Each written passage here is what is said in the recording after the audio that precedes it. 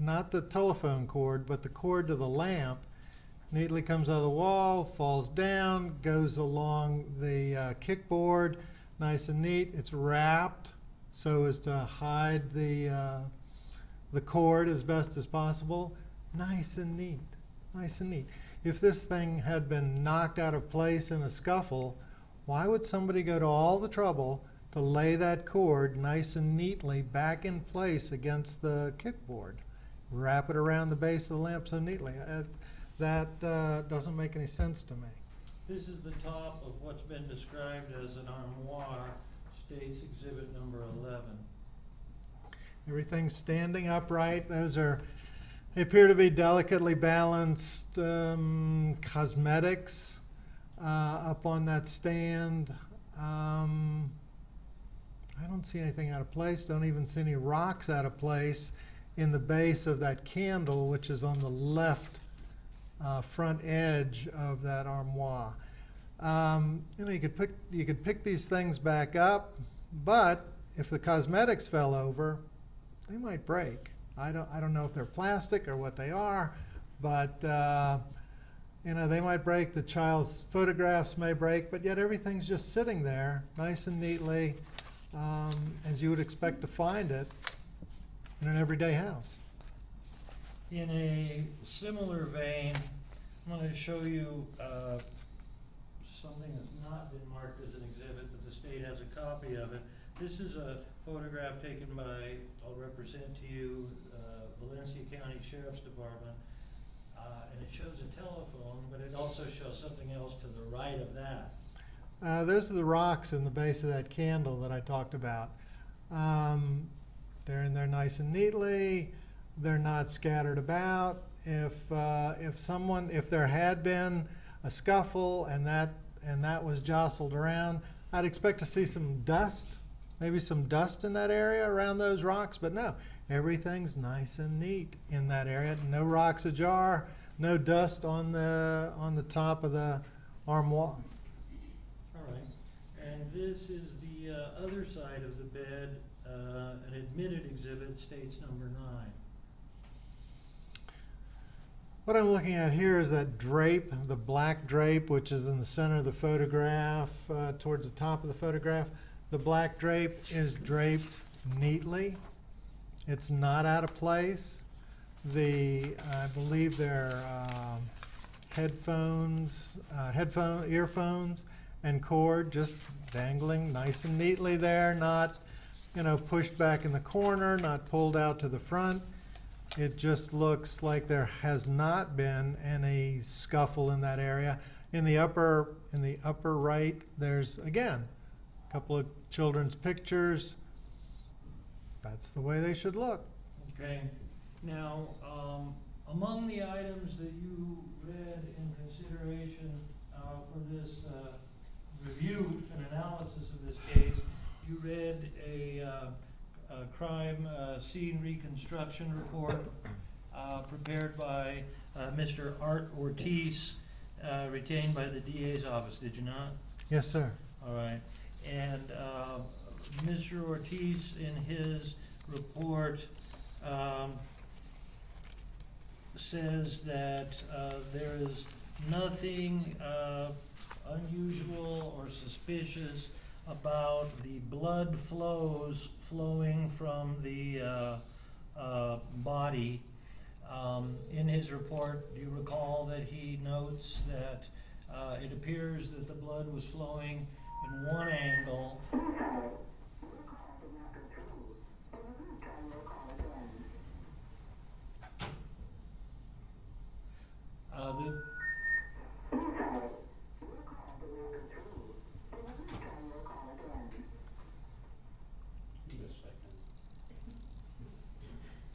The gremlins didn't depart during lunch.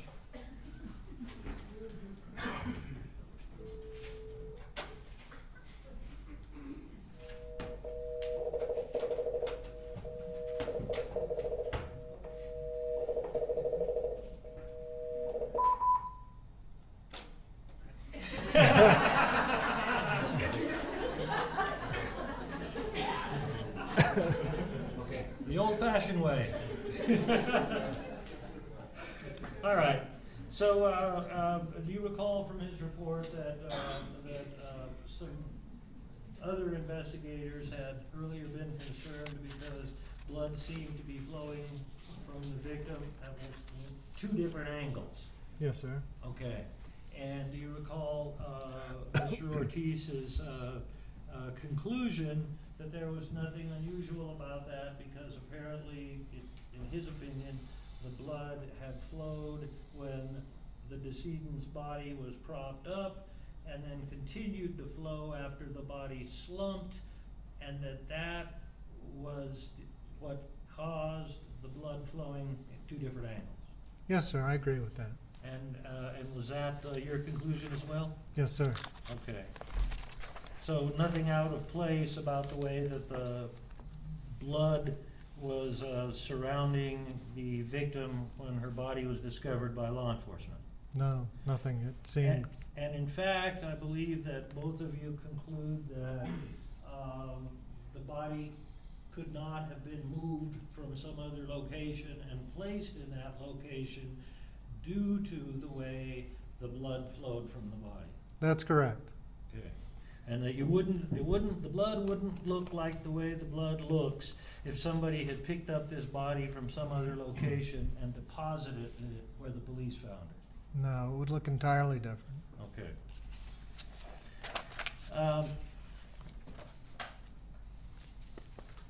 And you recall reading in Mr. Ortiz's report that what looked to them to be a suspicious blood swipe up near one of the corners of the fitted sheet on the mattress turns out to be an artifact or a leftover from law enforcement moving the body due to the fact that other crime scene photographs were found that had been taken earlier that showed the absence of that blood swipe. Yes, the stain in the upper left corner of the sheet as you're looking at the photographs, there was a stain there in later crime scene photographs that wasn't there in the earlier photographs. So this stain is an artifact of moving the body, moving the evidence. It didn't have anything to do with how she wound up dead. It had everything to do with how the evidence was collected and the body was collected. So, in other words, you and Mr. Ortiz both conclude that that swipe was created after law enforcement got to the scene. Yes, that swipe is an artifact created after law enforcement got to the scene. Okay.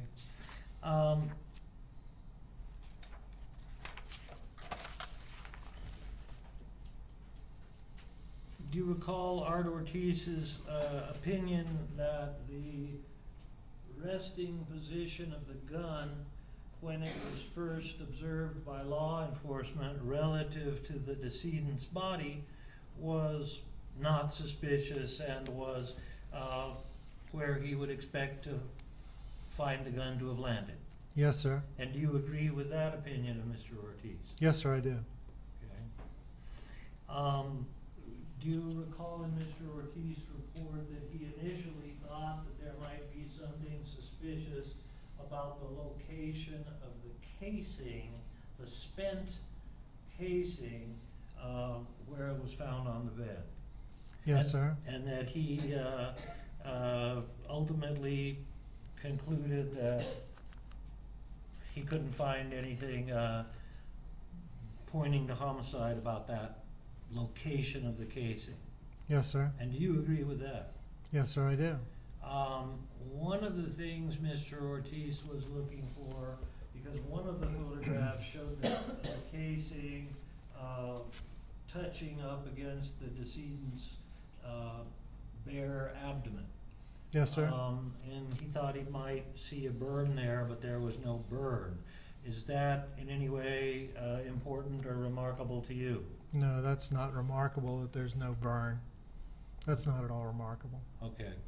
And could the casing, and we're going to talk a little bit about ejection ports and a bunch of other stuff, but in your opinion,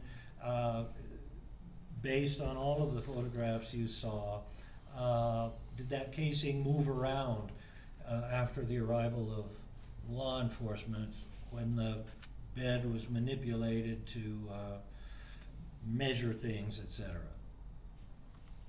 Well, it was collected. Yes. But it didn't move around, so to speak. It Okay. was collected later on. Well, let me just ask you this. In your opinion, was the spent casing, was there anything out of place or suspicious about the location of the casing when it was discovered by law enforcement? No, that's exactly where I would expect it to be. Okay, and we're going to be talking about that in a little while.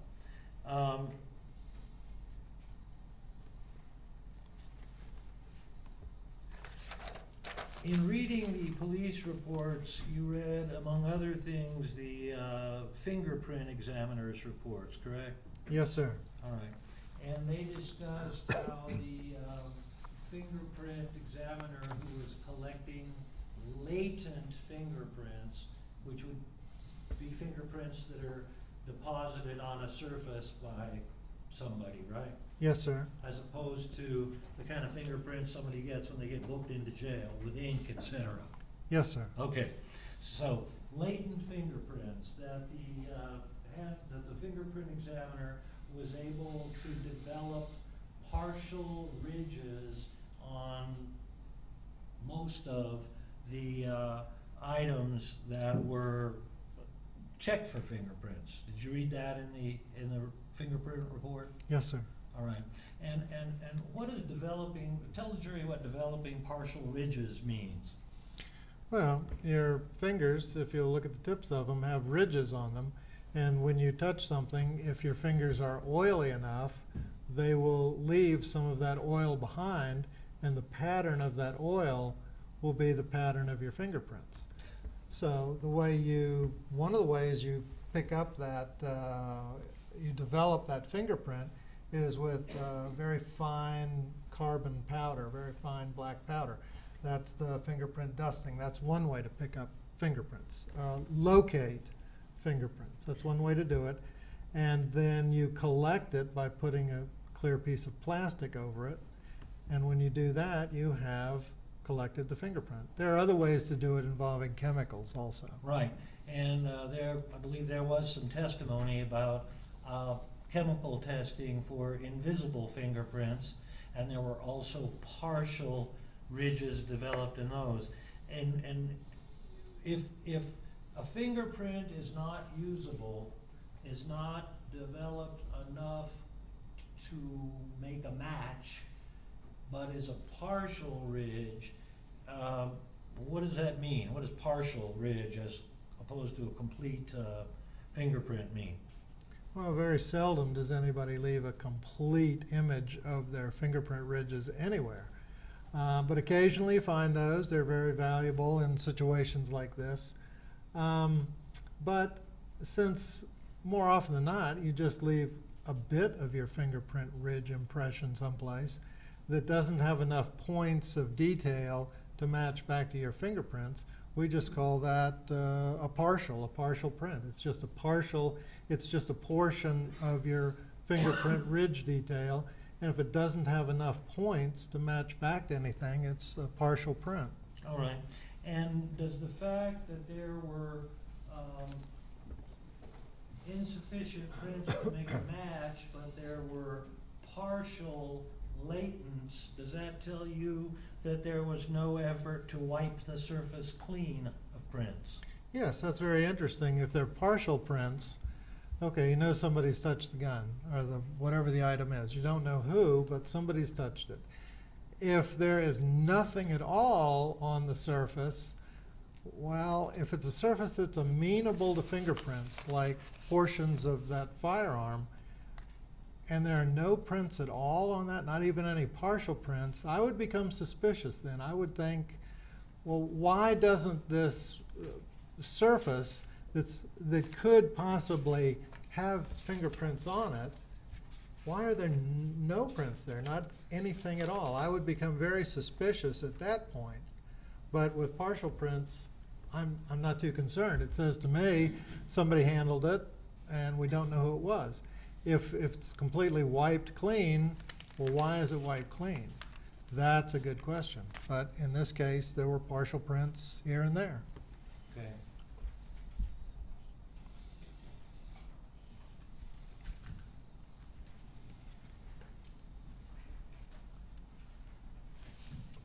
From the photographs, you were able to view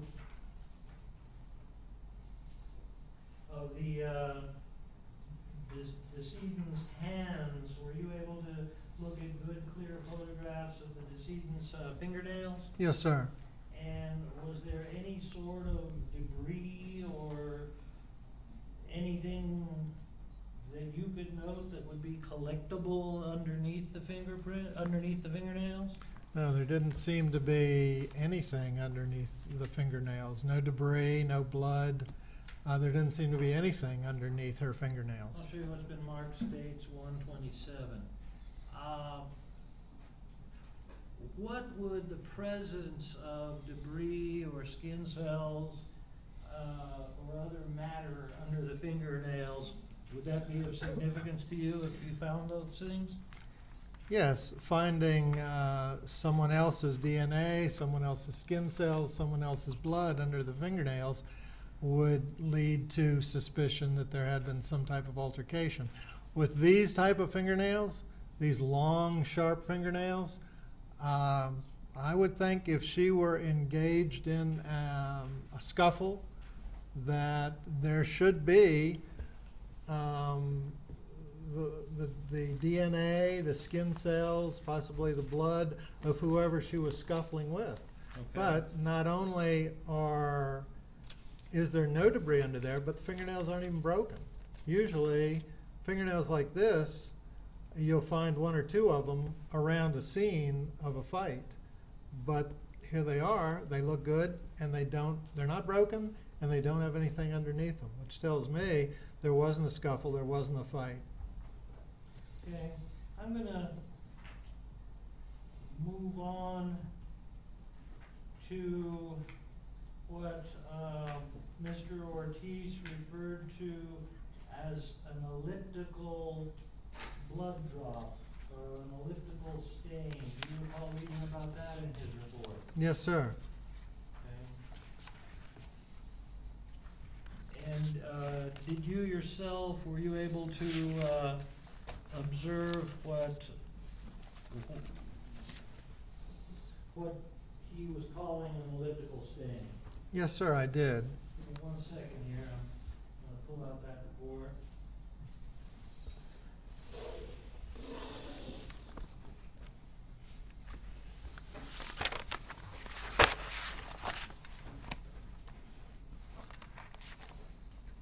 It would be simpler this way.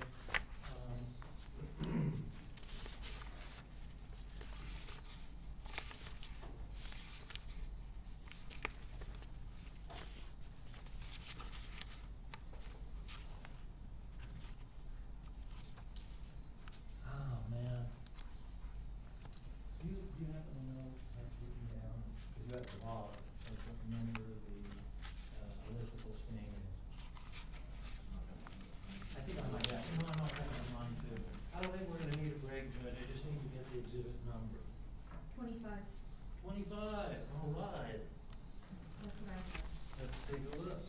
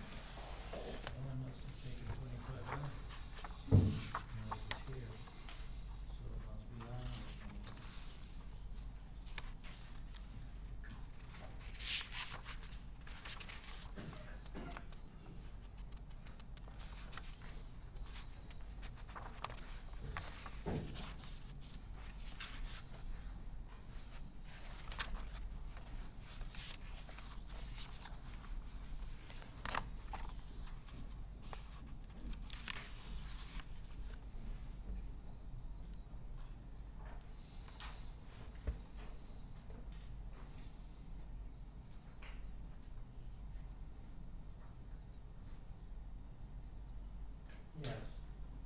I'm going to show you what has been marked as State's Exhibit and admitted as State's Exhibit 25. And in this, let me get my glasses. I'm going to zoom in.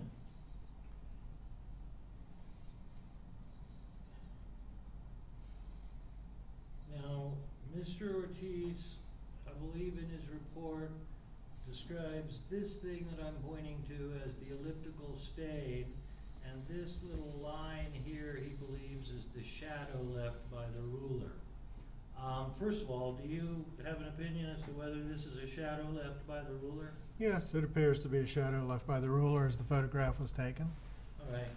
And Mr. Ortiz mentioned this stain right here, and then he also referred to what he believed to be a second, much smaller stain where my finger is pointing. Do you see that? Yes, sir. Okay. Let's see if I can, how big I can get this.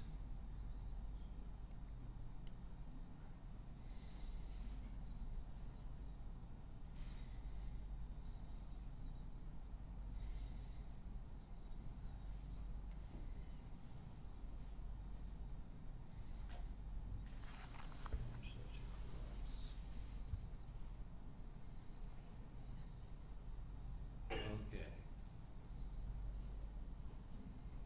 All right. So, closer up, Mr. Ortiz opined that that was a blood stain, or thought it looked like it appeared to be blood. He didn't identify it as blood, but believed that this stain also appeared to be blood. For starters, do they look to be the same color? No. Do you have any opinion as to, can you make any conclusion as to whether this little stain here near the bottom is blood? No, I can't from this photograph. No, sir. Okay. We're going to talk a little bit more about the elliptical stain, and then we'll talk about that little tiny stain.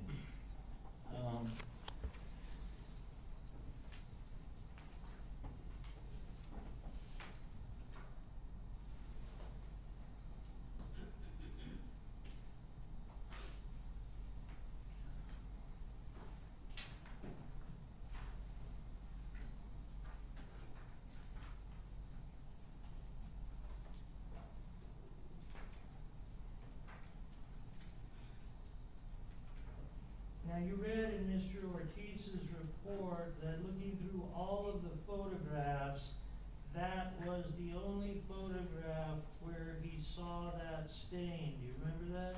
Yes, sir. In his report? Yes, sir, I do. Okay.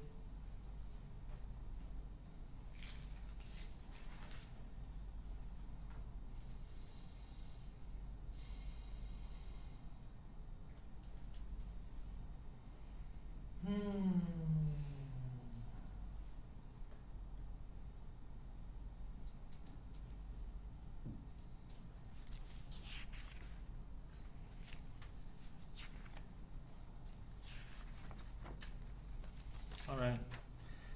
So, I'm looking for OMI number 4, but I don't know what it's called in these exhibits, because we've got these exhibits numbered 3 or 4 different ways each. Give me a second here. I thought I had it.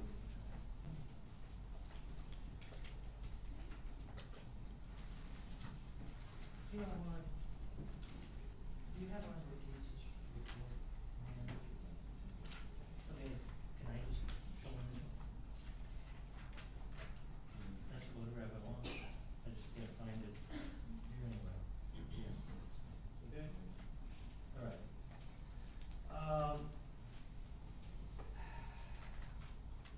Oh, yes I can. Sorry. Now I'm going to show you what's been admitted into evidence as State's Exhibit 70. Now, I want to make sure that we orient ourselves, so let me zoom this back out, and then we'll orient ourselves. Yes, sir.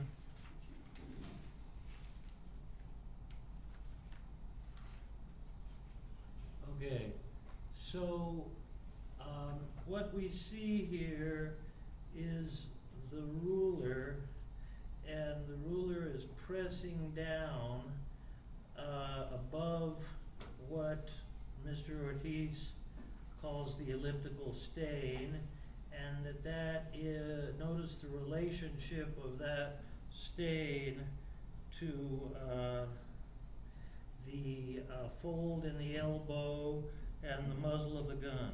Object at this point in time, Your Honor, with the bleeding's been going on significantly. If he wants to ask the witness to talk about what's going on, that's fine, but this isn't, we're way past foundation. I didn't think that this was an issue that was in dispute at all, and I just wanted to get through with this so the witness can be done today. Thank you. All right, so bearing in mind the gun and the fold and the ruler, you see that elliptical stain where it is in relation to those things? Yes, sir. Okay. Now I'm going to show you what's been admitted into evidence as State's Exhibit 70.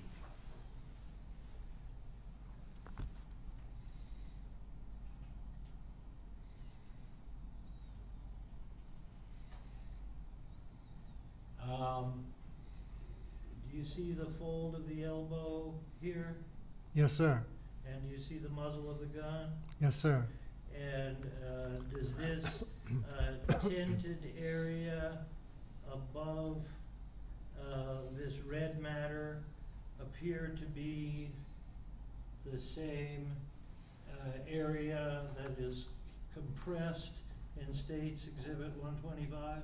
Yes, sir, it does. Some type of blanket or some bed clothing of some nature. It's the same. All right.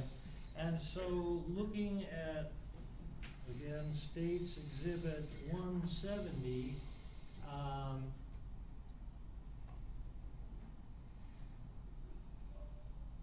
under this tinted area, what do you see? A red stain that appears to be blood. Okay.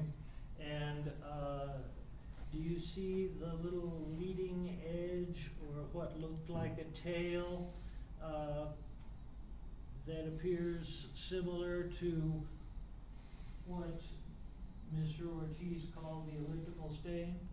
Yes, what we're seeing here in the photograph before us right now is the blood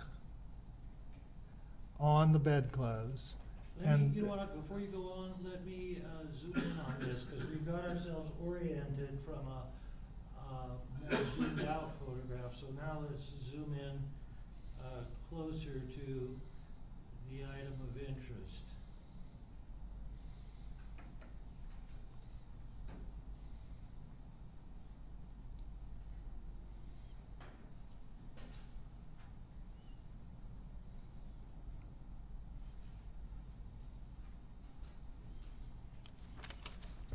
All right, go ahead. All right, what we have here is there's a collection of blood close to the body. The blood is saturating into this blanket or whatever it is, and it's working its way through the fabric away from the body. It's a simple wicking process that we're all familiar with. It's the way we dry ourselves after a shower. We put a towel on there and the water wicks into the cloth of the towel. What we have here is the blood is wicking from the large stain. It would be downward in the photograph. It's traveling through the cloth. It's wicking through the cloth. Now, in Mr. Ortiz's report, did he consider the elliptical stain potentially suspicious because it appeared to be isolated from any other blood source?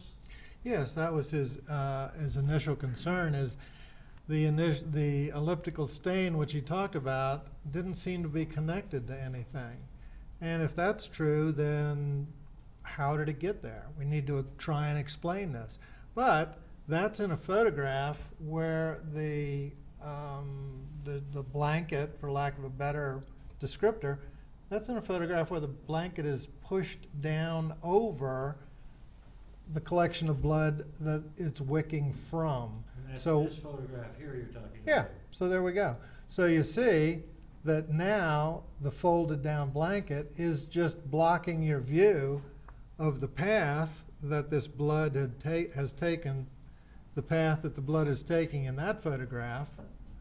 Once you fold that down, you don't see where the blood is coming from. All you see is what's visible in the photograph, which appears to be a stain standing alone and not connected to anything. If that was true, we would have to try and figure out why. But if you go back a few photographs, you see this, and you can see the blood is wicking along this trail, and it's working its way away from the body. And the blood that Mr. Ortiz believed was a stain and was not emanating from any source, it is your opinion that it's emanating from the blood flowing away from the body and then wicking away on the fabric? Yes, sir.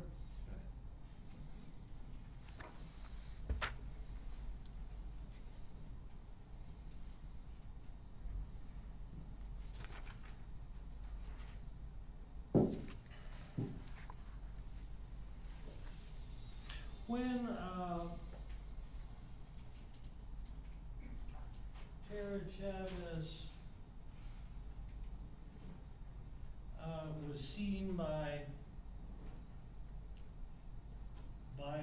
Levi shortly before 9 p.m. on October 21st, 2007, and I'm going to show you State's Exhibit 170. Was there, and this, I'm representing to you that this is a photograph taken of the body before it was moved after the arrival of law enforcement. Would it be difficult for somebody to opine that Tara had suffered some kind of gunshot wound to the head? No, I think that would be rather... I think anybody could take a quick glance at her and see there's blood coming from her nose, there's blood coming from her mouth, and it's traveling away from her nose, away from her mouth. There's some type of head wound of some nature. I think anybody could look at this picture and discern that. Okay. And rather quickly? Yes, sir. And in dim light? Yeah, in dim light, I mean, you have to have some light, but even in dim light, there's a difference between the blood and the white skin. It's quite a tonal difference. So you would be able to see, well, there's skin, and then there's something else, and that something else is coming out of her nose and going down, out of her mouth and going down. So it would be quick to I'm sure most anyone could look at that and say, there's a head injury of some type here. Okay. Now, before we move on to another subject, looking again at State's Exhibit 25, you have explained what another view of what Mr. Ortiz thought was an elliptical stain showed. So you've explained that. Yes. I think you've told us you don't have any opinion as to whether that's blood or not, or is even the same material as whatever the stain above it is? Well, And I apologize for being so... There we go. I just want to make it as big as possible for everybody here.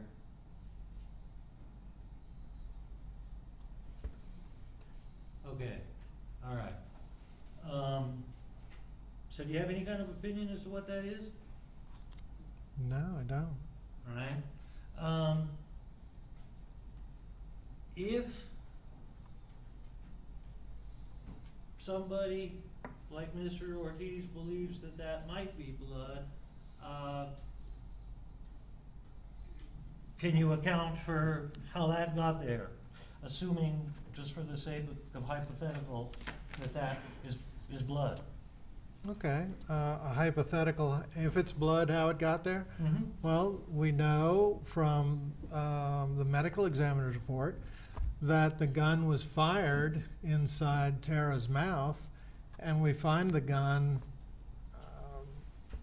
in her arm, laying up against her arm, so it's not in her mouth anymore. The gun had to come out of her mouth. Possibly there was some blood on the end of the gun, and this is where it found its way to.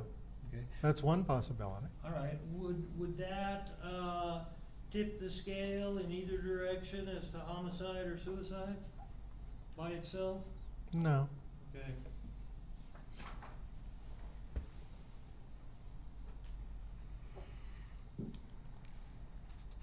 And now let's talk about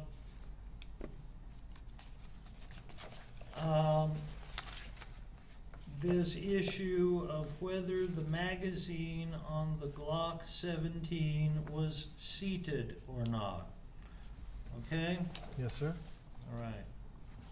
And you looked at several photographs of this Glock, right? Yes, many. All right. And did you also consult with a Glock expert?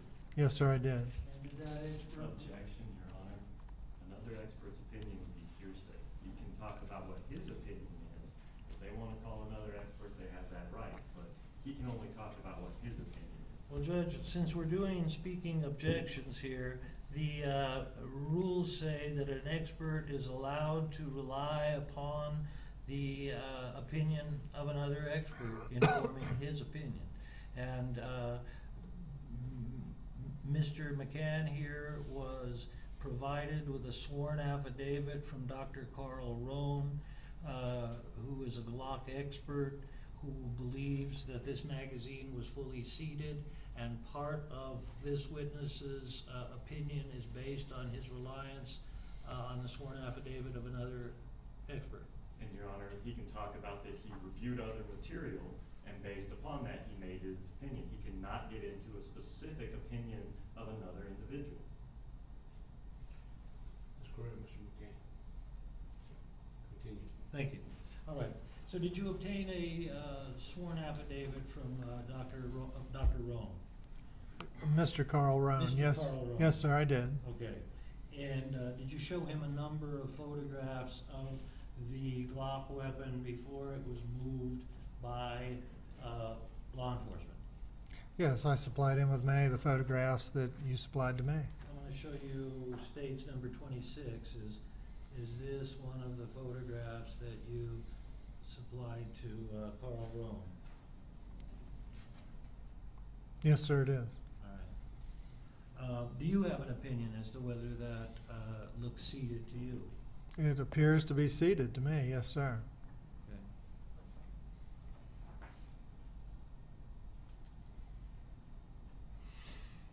Okay. Before I have you pull out the gun, because we're going to get to that in a minute,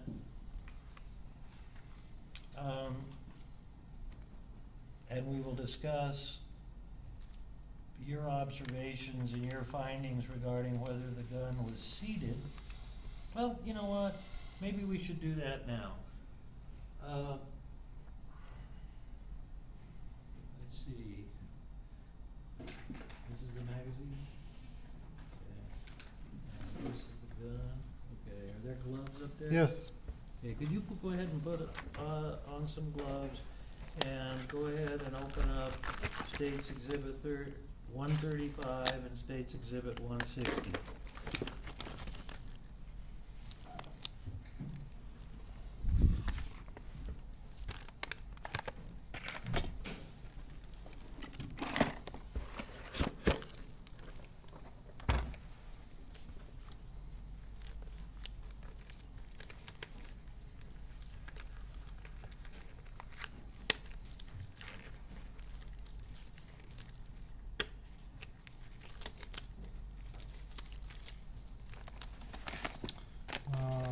This is, it says item 6.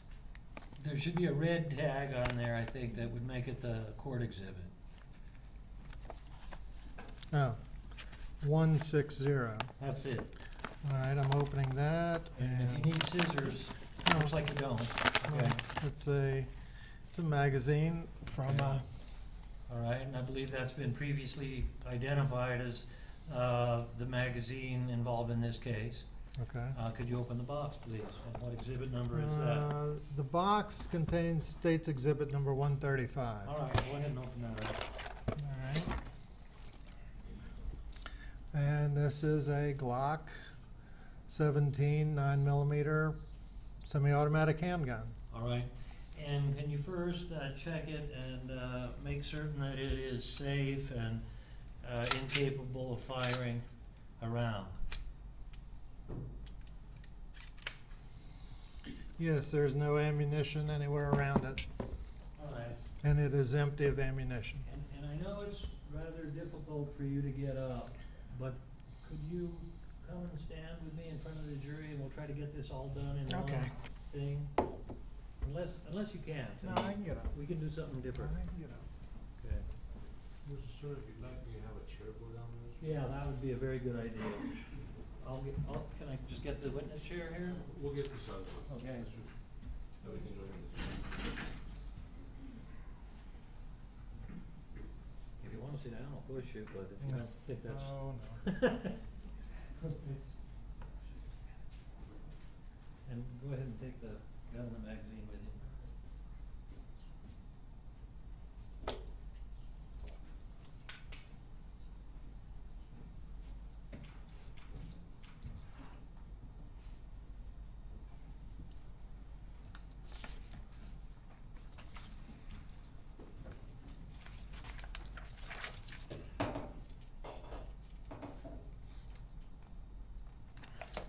Now, I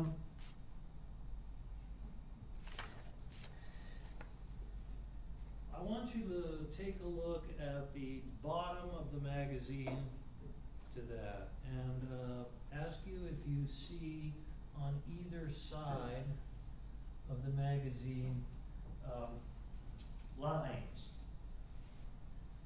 Yes, I do. Okay, and are those straight lines or irregular wavy lines? Well, there are some lines on the metal part of the magazine above the lower part, which is plastic. There are some lines, and they're on this side, they're irregular, they're wavy. And then on this side, they're also wavy, irregular lines. All right. Now, if you, well, you know what, I'll let you touch it. Can you stick the magazine and have it seated fully into the magazine well of the gun? Yes. All right. Now, holding that and looking at that closely, are you able to see the, that line or discoloration that are on, lines or discolorations that are on either side of the magazine? Well, I can see the discoloration on this side, and yeah, I can see some discoloration, yes. All right. So now, we don't have an opinion as to whether that discoloration was created by blood being deposited on that. However, assuming for the purpose of a hypothetical that the discoloration was caused by blood, do the locations of these lines on the magazine lead you to conclude that the magazine was partially unseated when first located by law enforcement? Well, the lines extend beyond what we can see here on either side. The lines are down below this also. They're up here within view, but they're also down below and out of view at this point. Could you partially unseat the magazine so it pops up a little bit? Okay. So if it's popped up a little bit, on either side, for example, on this side, you can see entire line, and then below the line you can see a clean area where there's no longer any discoloration on the end of the magazine, can you not? Yes, the lines are wavy, they do extend the length of the magazine, and also when it's partially unseated, they still go beyond that, they go on down a little bit farther. And so, if blood had been deposited on a partially unseated magazine, would you expect the blood to be in a more even line of demarcation, marking where the magazine well starts, so that the blood would go down to the starting of the magazine well and would end there? Does my question make sense? Yeah, your question makes sense. So I think you're asking me if blood were deposited here, Right. would it stop here? Right. And my answer is no. The Okay. blood would continue on because the magazine does not fit tightly against the sides of the magazine well. There's some space there. And so and you can see the space. So if blood were to hit here, it had an opportunity to keep on going down into the well. And likewise, would you now fully seat the magazine? Assuming again the same hypothetical, that the lines created on either side of that magazine well are blood, could those same lines have been created in the location where they are on the magazine, with that magazine fully locked and seated like it is now? Yes. How? Well, they show here, and they show when the magazine is unseated, and they continue on. Not far, but they do continue on. So, if the magazine were seated, and blood got on it, it could flow down the magazine into the well. And you've seen several photographs showing you, for example, stage 25, where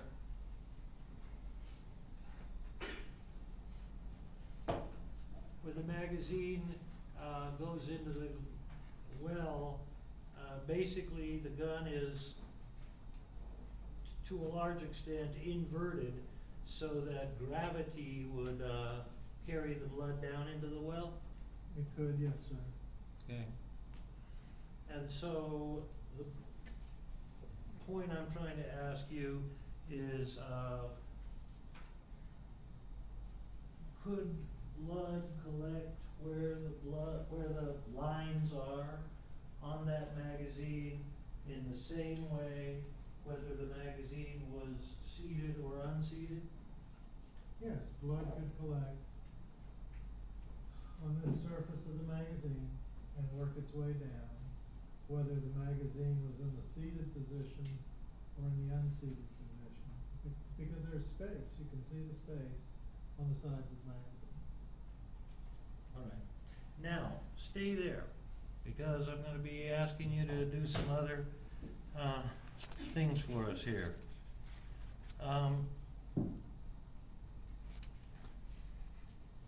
First of all, did you perform an exercise or an experiment using a Glock 17 9mm to determine whether that 9mm could fire a round, cycle and rechamber another round, and then become unseated inadvertently? Yes, I did. And were you able to do that? Yes, I was. And did you create a video recording of yourself doing that. Yes, sir. Would you describe to the jury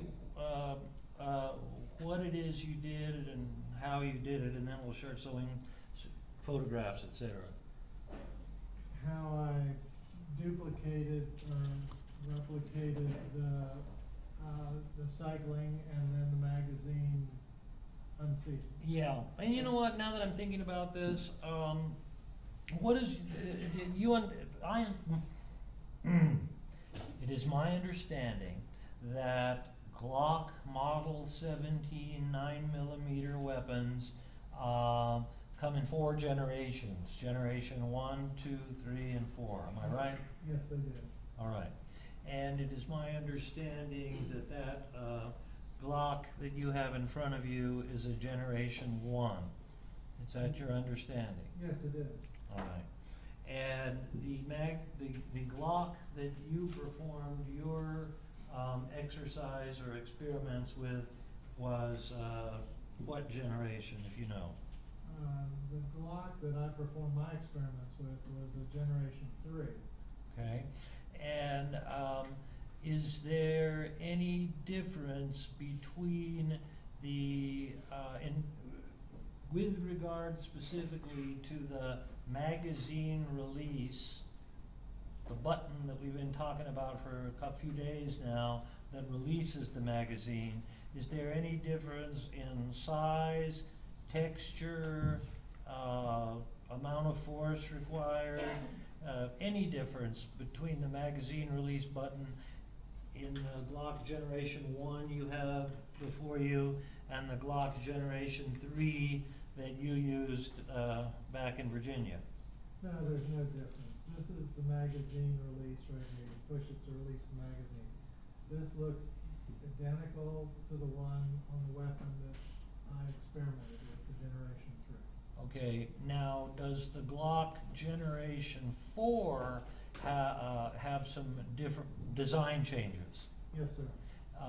Including design changes in the magazine release button? Yes, sir. And other design changes? Yes. All right. But you did not use a Generation 4? No, sir. So you used one that would have, with regard to the functions that we're discussing today, and in this case, identical to the gun you have in front of you? Right. The weapon I used, the Generation 3, is almost identical to this. The only thing that's different is the grips are a little different. There's some finger placement cosmetic differences. Okay. It's the only difference. And you might have to turn your chair around. I'm going to show you what's been, well, you know what? I need to show it to you first. I'm sorry.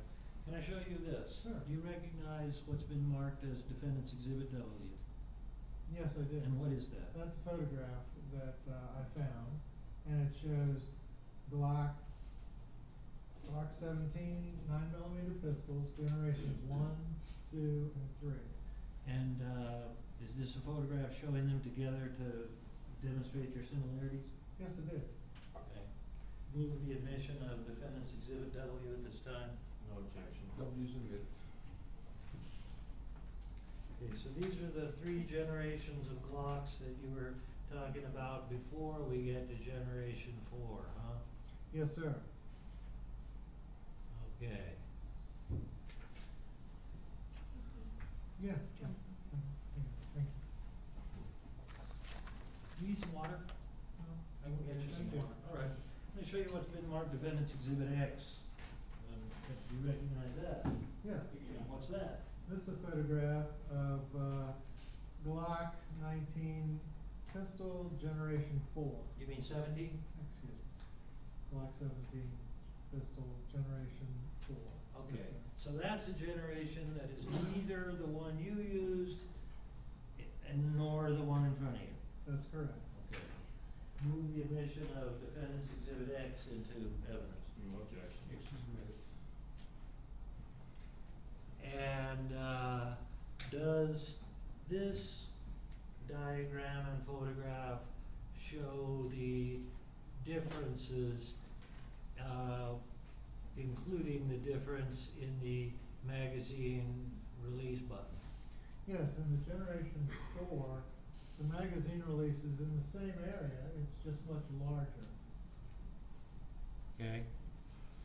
And I'm going to show you what's been marked Defendant's Exhibit Y. You recognize that? Yes, What is that? This is a photograph that I took of the pistol that I used in my experiment. Okay. And does this appear to be in substantially the same condition as it was at the time you took the photograph? The depiction of the weapon, does it depict it to be in a substantially same condition as when you used that weapon? Oh, yes, it's in the same shape. Move the admission of Defense Exhibit Y. No objection. Why is it muted?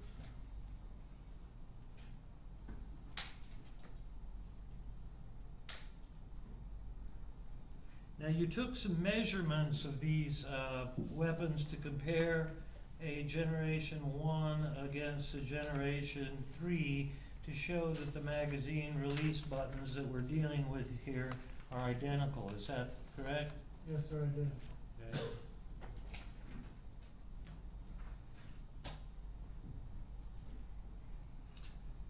I'm going to show you what has been marked Defense Exhibit GG1 and Defense Exhibit GG2. I'm pretty sure I showed you all these.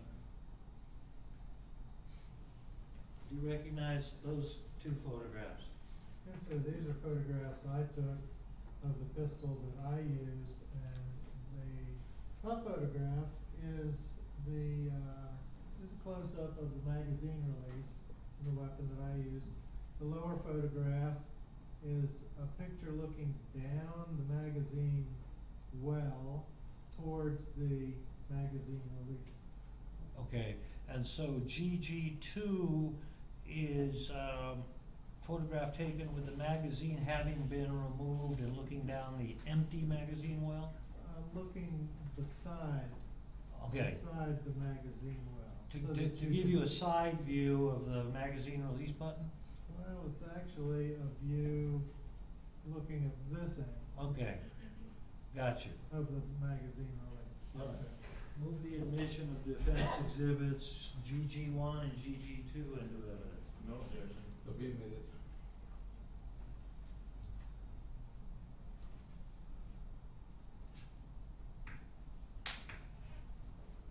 All right.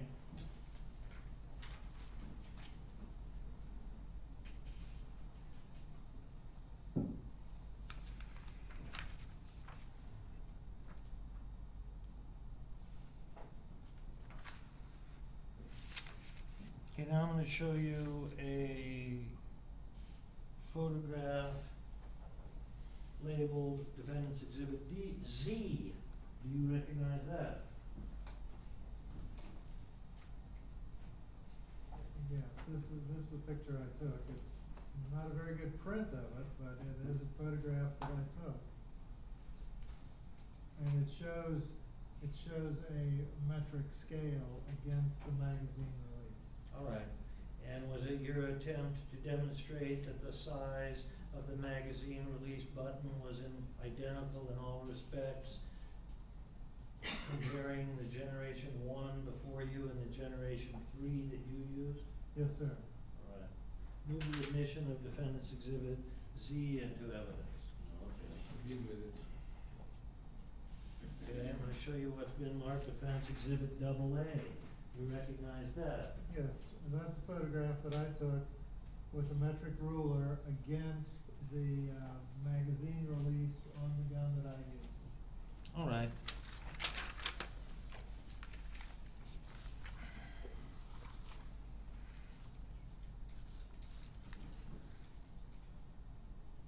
Now I'm going to show you, first of all, move the admission of Defense Exhibit AA into evidence. No objection. They'll be admitted. And I don't know that we even have to publish these yet. The jurors can look at them at the end of the case. Let me show you what's been marked as Defense Exhibit DD1 and DD2. Do you recognize that? Or those, I should say. Yes, I did. And what are those? These are photographs I took. What do they depict?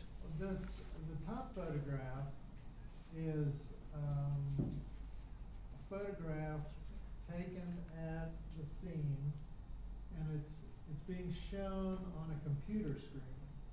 And below that, you can see the weapon that I used. I'm trying to line it up. I'm lining it up. The weapon I used with the photograph on a computer screen of this weapon here, showing the magazine release on both weapons are the same size. Okay. The lower photograph, excuse me, the lower photograph is the same thing. This is a photograph taken at the scene. It's being shown on a computer monitor, and I'm moving the weapon I used in and out close to it to show the size and shape, the dimensions of the magazine release on the weapon I used and the magazine release on this gun here. And the purpose was to approximate a side-by-side comparison of your gun back in Virginia to that gun in front of you. Yes, sir. Okay. Move the admission of defendant's exhibits DD1 and DD2 into No evidence. objection, Your Honor. They'll be admitted.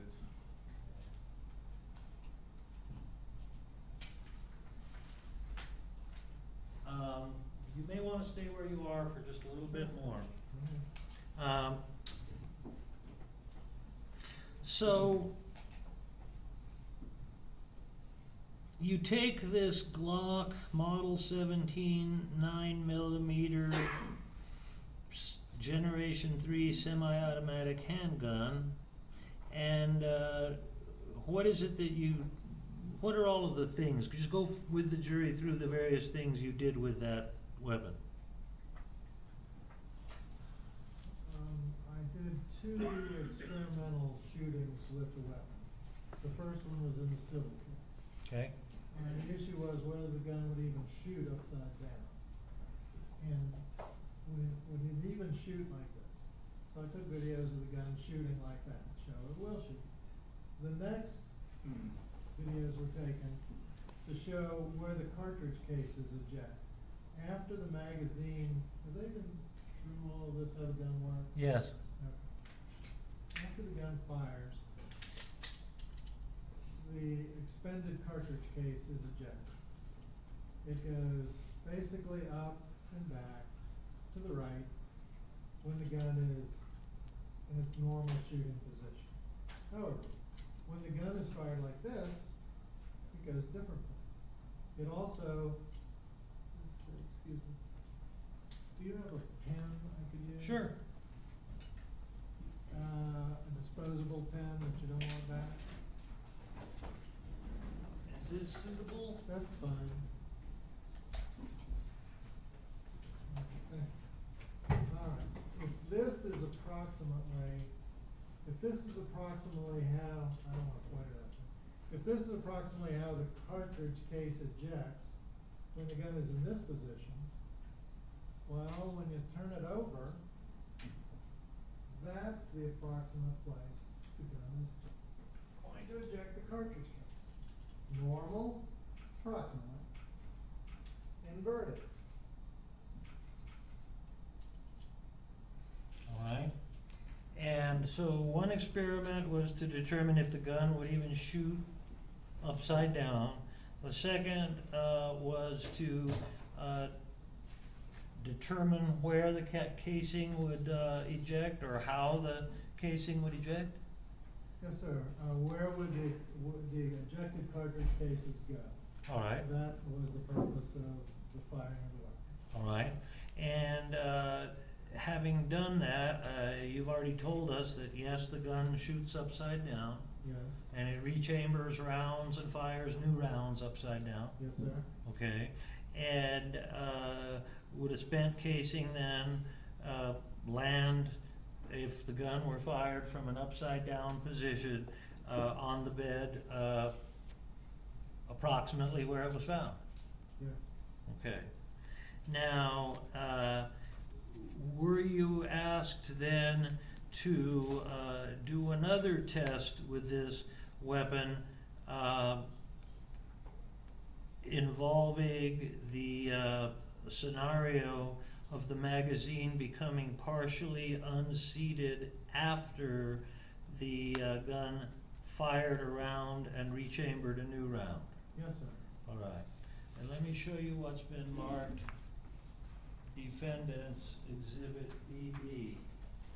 You recognize that? Yes, sir, I did. And what is that? That is the gun that I was using, being held upside down, in, my wife's right hand. All right. Move the admission of defendants BB into evidence. No objection, Your We'll Honor. be in a minute. One? B, this just says BB, yeah, there's just one on this. Okay. All right, so now, how did it come to pass that, your wife is holding a Glock 17 upside down in her hand?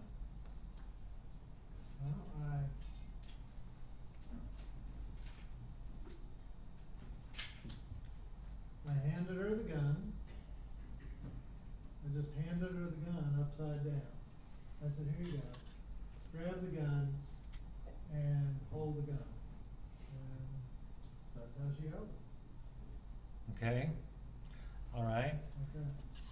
And, do you have a hypothesis as to how, Tara Chavez,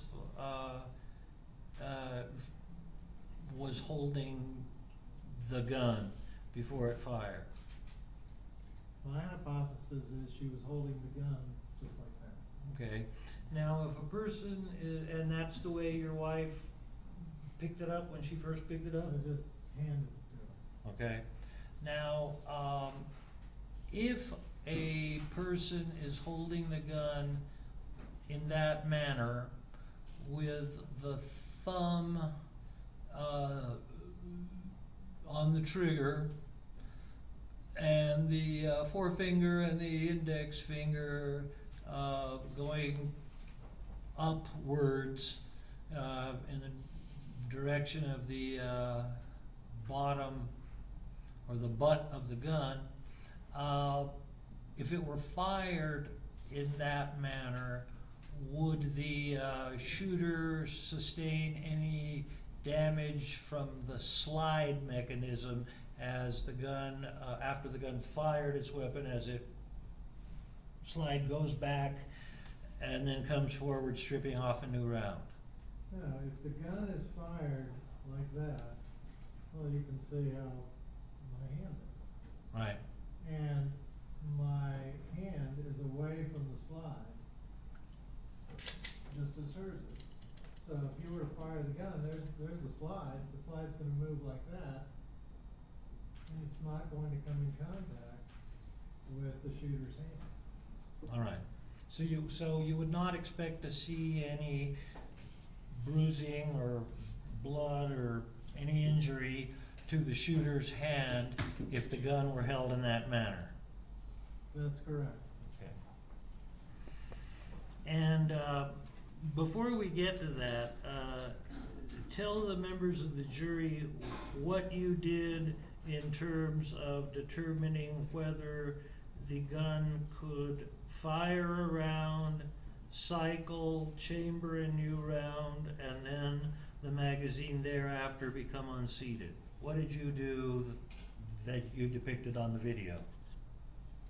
Well, first of all, I had to get an understanding of, if you do fire the gun like this, how do you get to the magazine release? Is it possible to get to the magazine release? So, the gun is now cocked. So I asked a few people, all right, the gun is cocked. If you work the trigger, can you get around to the magazine release? And sometimes I can, and sometimes I can't. So we'll try it again. Because sometimes you can get to the magazine release after you fire the gun, but today I can't. Okay. How many times did you fire the gun during this portion of the experiment to get the magazine release to come up after the new round had been chambered, if you know? Less than 10. Okay. I Now, didn't do it like this. excuse me? No. I didn't do it like this. No, I understand. It's far too dangerous to do it like this. Tell the members of the jury how you did it. Okay. The way I did it is I had another fellow holding the gun. He's holding the gun up here. What I did is I put my index finger on the trigger with my thumb right next to it. And then operated the trigger, operated the magazine release, and if you watch the video, you can do it very quickly, but it's safe to do it like this. Obviously, it's not safe to do it like this. And I can't get it to work today. Well, let me ask you this, are you some kind of highly trained, gun acrobat? No, I was a police officer for 30 years, so I'm familiar with guns. As a police officer would be, but no more familiar with guns. Guns are used in many of the homicides that I've been involved in, so I try and familiarize myself with the firearms. But no, I'm not any particular gun expert myself. Okay. Now, there were a couple of Mr. things. Chairman, excuse me.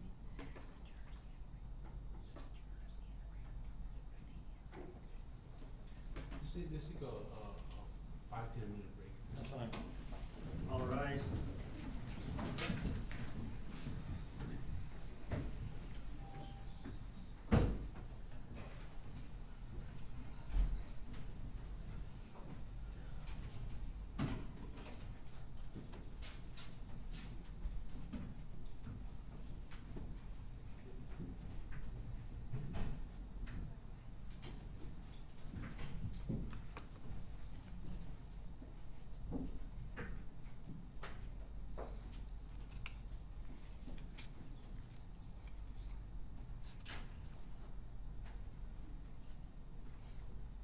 We've been in a brief recess.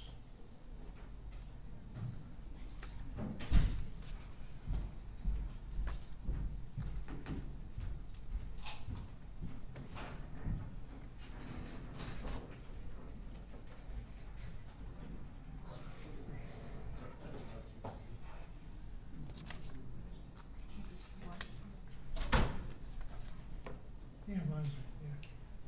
What I want to go over when we come back is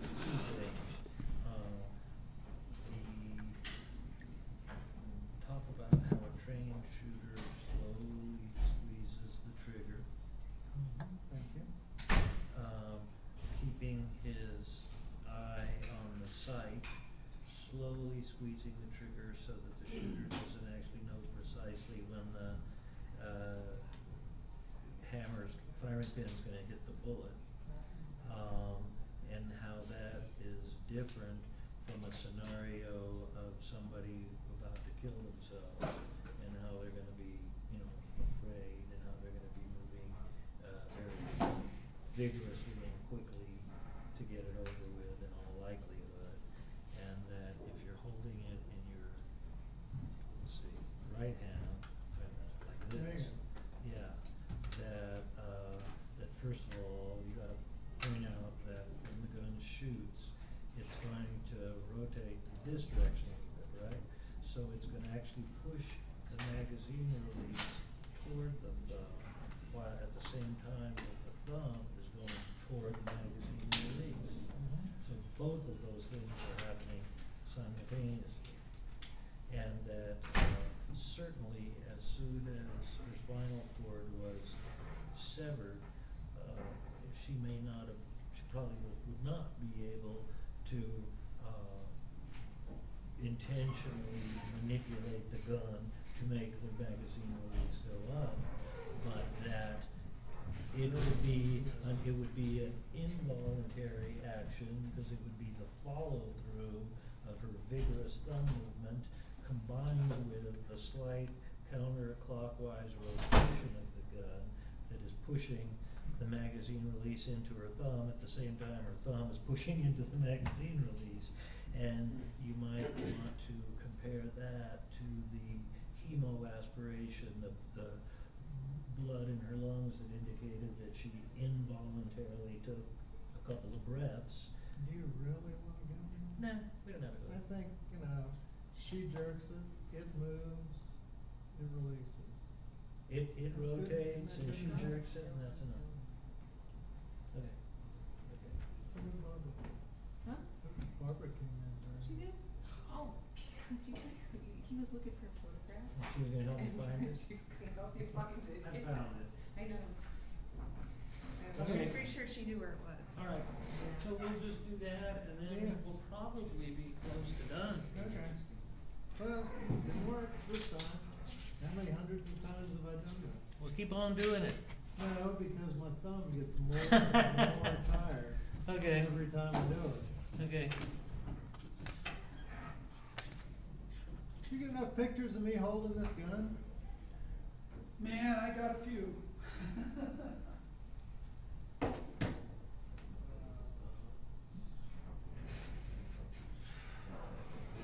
You know what I decided I want to do? Is I'm probably not going to take with me the keys rebuttal, because that would open the door to allow him to come on. And then if I arrest anything, I can make an argument that there's nothing in the butt. And then if he does come on, I'll just use your answers for my props of him. Okay. All right. That work fine? And I tried to stay away from Virginia and forensic science. Right. You did well. You did that great. Okay. It was smooth. You almost said it one time. Yeah. I was worried that I did say. No, you it. didn't. You Okay. didn't. You started to one time.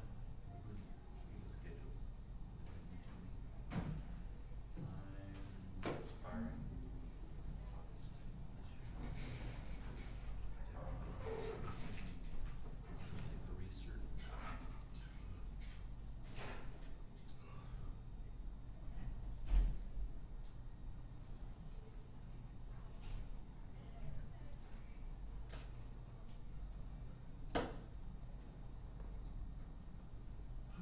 Is this all you guys do? Pretty, well, Dick has, a couple hours a day, you'll do this, next thing, you'll be transporting the inmates to and from, and service subpoenas, that kind of stuff, civil, pretty much. Okay, so you're on the civil side, you stay doing the civil things. I've seen a lot of your vehicles are Chevy Tahoes, something like that, Ford things, or big The four-wheel Ford Explorers. drive. Ford Explorers, Yes, yeah. sir. That looks like a pretty good vehicle to have around here. I'll need them. Kinda need 'em. Not here locally, but you go up, 30 minutes or so, and all of a sudden you need them real bad. What? Excuse me. Thank you. Oops. Yeah, in Virginia, we had some terrible snowstorms one year. So they went out and they got a bunch of the sergeants, I don't know what they are, Explorer type things. And it didn't snow for 2 years. So these guys are driving these four-wheel drive things, much rather had a car.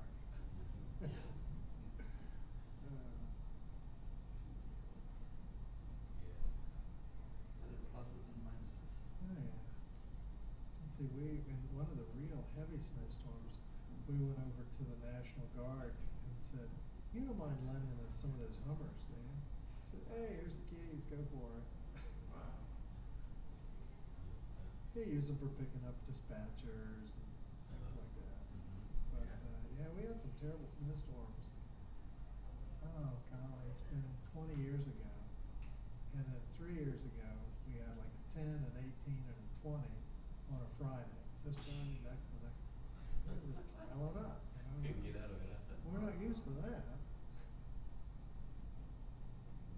you guys would love to have any kind of moisture, wouldn't you? Oh, this is awful. Yeah, sprinkled a little bit last night. Thank goodness, only 10 of them, but Right. this morning it was like, it's like, wow, it's coming down, it's like, I went to bed seeing some lightning yeah. flash in the windows. Saw that, and then it started hanging, let loose. It's good that we're getting it in increments. Oh, yeah. That creates. Yeah, we're getting flash floods back home because it's been raining for so long that if a couple inches come down, it doesn't have anywhere to go. Nowhere to go. So on the way over yesterday, they turned on the phone at an airline terminal, and the thing just keeps going, flash flood, this county, that county, next county. Okay, hope we got a house when I get home. But my wife always said, why don't they figure out some way to run pipelines from places that flood all the time Yeah. to here where we don't really get any.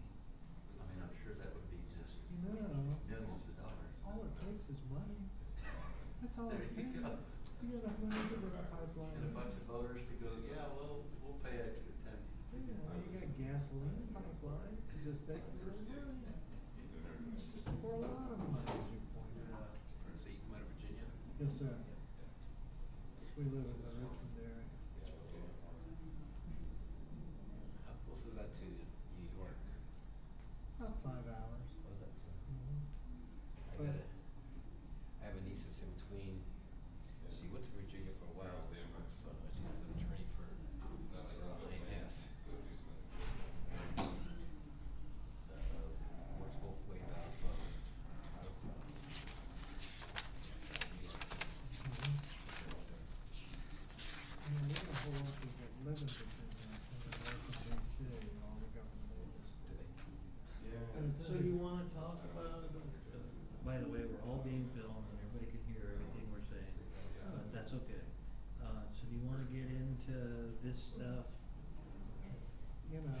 Does it matter? Do you want to, you got any ideas? Okay. Better to touch on it than not to? Well, it explains our fingers. It's a rare phenomenon, but I've seen it. Well, you know, you could say that, you think that this could also have played a part. No, there's no other explanation for fingerprinting. The remote control doesn't work. Right. Because there's no emotion attached to that. Okay. The emotion is attached to the gun. Okay, all right, then we'll Yeah, do we it. can do it. All right, we'll do it, and you can talk about the three. The four. The four. article. Right. And then the 3 doctors wrote. Right. And then the other thing is I'm gonna say, the other ways that it could have, the other innocuous ways that it could have become unseated after the fire. Okay. And then we're done. Until then the prosecution hits you. Yeah, how long do you Now think- what I'm gonna want you to do is, I'm gonna want you to stand up and stand close to the jurors so that they can see the magazine release button. They can see your thumb going through, and then you can demonstrate to them that number one, there's this counterclockwise rotation, which makes the magazine release button go toward the thumb at the same time as when you're vigorously pushing down on the trigger, it's making the thumb go toward the magazine release button. So I want you to, if you stand like this, holding it in your right hand like this, and get their attention on the button first, then you can show the movement and the rotation and the jerking of the thumb. Could you do it from standing? Yeah, I can do it. Okay. The problem is, then I get weaker and weaker throughout the day, and I was doing this morning, I was sitting there doing it. Okay. All day long. Well, you don't have to actually make it happen, you can just say, Oh. this is how it No, happens. that would be nice if they did, I mean, I heard some snickering. Yeah, these guys are snickering about everything. Yeah, if I could just, but I don't have the strength right now. Yeah. I've lost it. Well. But I can demonstrate. Yeah, just demonstrate. You know, bang, the thumb and a jerk continues on. Right. The gun rotates to meet the thumb that's in a jerk, and bingo. Right. Just say it slowly so that they can make sure they get each of the components of the process. You don't have to really make it happen. Okay, I mean, it would be You wonderful. could say that I'm not in the if they same did. state as somebody who would have the, you know, the excitement and the fear and the emotions.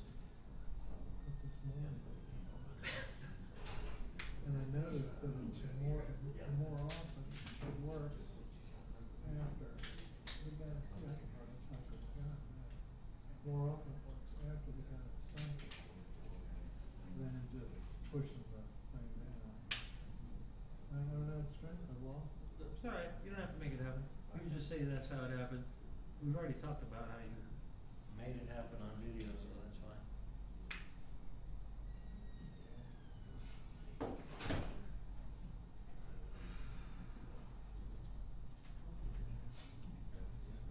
So David? Yes. So you want me to put up the How long do you think Brian will send? I mean, it's gonna be real long? No, he might, real short? I think he might take up a couple hours. Okay.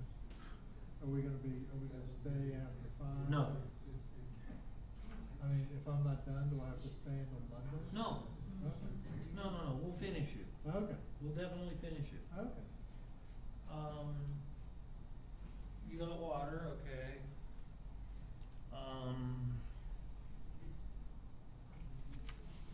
Do you want me to put up the pictures of the fingers? You want those too? Yeah, we're gonna The discuss. 2 fingers? We're gonna discuss that now. Well, Yeah, it's fine. I don't have any problem with it. If you, I mean, they're in the mode of how the gun works right now. If you right. wanna do that. No, I don't wanna switch to it now. I'm Okay. saying when I Yeah. talk about the Yeah, spasm. oh, yeah, yeah. You know what spasm is. No, actually, looking from the other direction. Okay, I think you're right. And I think another one of those. I'll rise.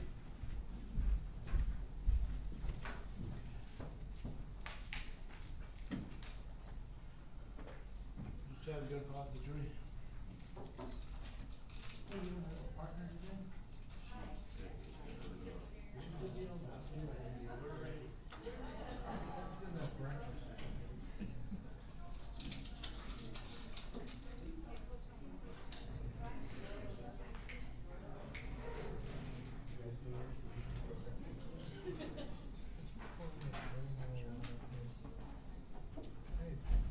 No, you're not, you're fine.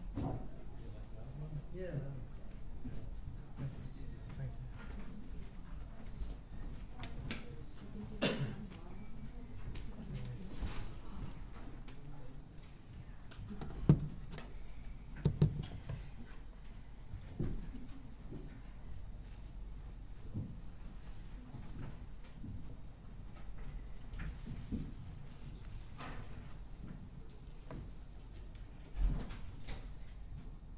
Maybe seated.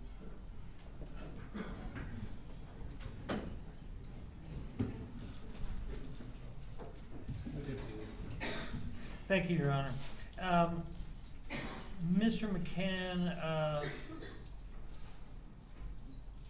it's my understanding, and I believe this was also the testimony of Mr. Radosevich, and if he testifies again, we'll ask him. But it's my understanding that if this gun is fired from an inverted or upside down position, that when it fires, it slightly rotates counterclockwise. Is that correct? Yes, that's correct. I didn't know that until we did the experiments with the gun, and I noticed that as we were firing it upside down, it would move counterclockwise. All right. Okay.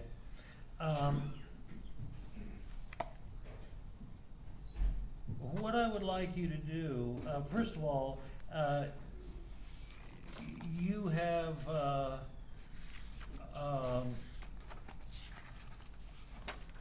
obviously studied homicides for several years. Have you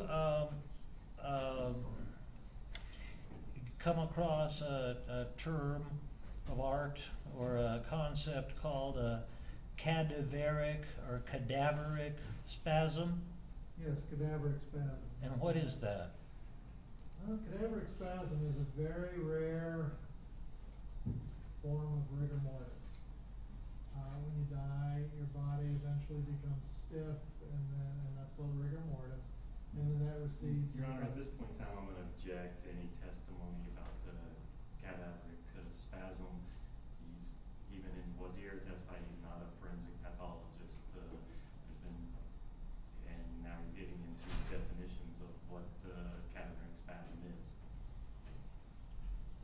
Your Honor, this is an important part of his report. Yeah, I'm gonna allow it, that he's read about it, he knows about it. He's has several articles to cite, and I'll allow this final question. right. So go ahead and continue with your explanation. So that's general rigor mortis, where when you die, your muscles become stiff, your whole body stiffens, and then several hours later it recedes and your body becomes flaccid again. But there's a very rare form of this called cadaveric spasm, which occurs under intense emotional pressure or struggle of some type. And it's usually in the muscles, just a small set of muscles, usually in the hand. I've seen it before, and I think it happened in this case.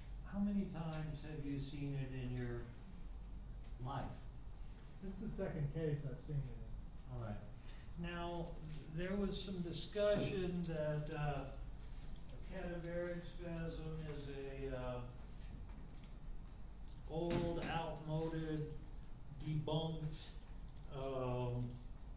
theory that is no longer accepted by the scientific community, that people believed that that's what happened to the victims in the Pompeii volcano when they were frozen into a particular position.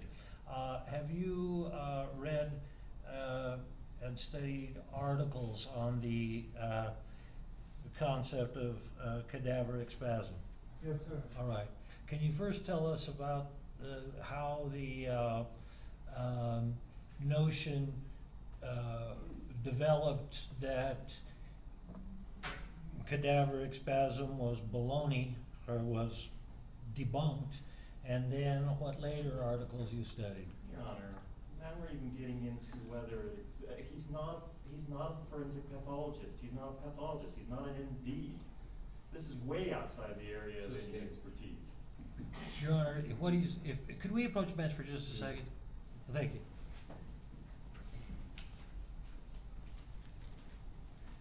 Your Honor, in no way are we asking this witness to render any sort of medical opinion.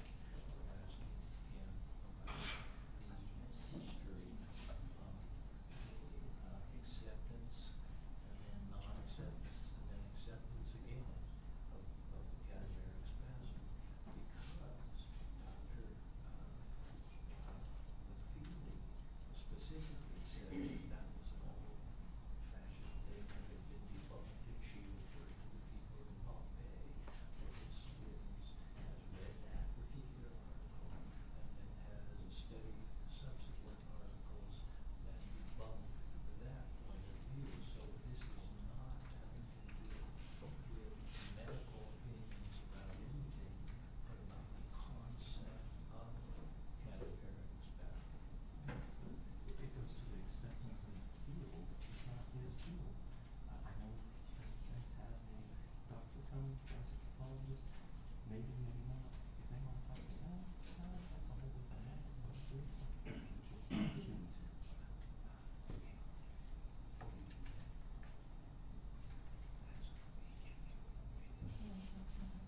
But any witness getting up and saying, hey, I read X, and so based upon that, I'm going to say what he just said. Okay, fine. That's fine.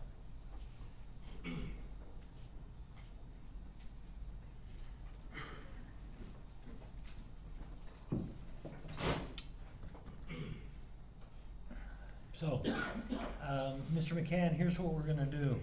I'm going to be asking you to take us through and walk the jury through the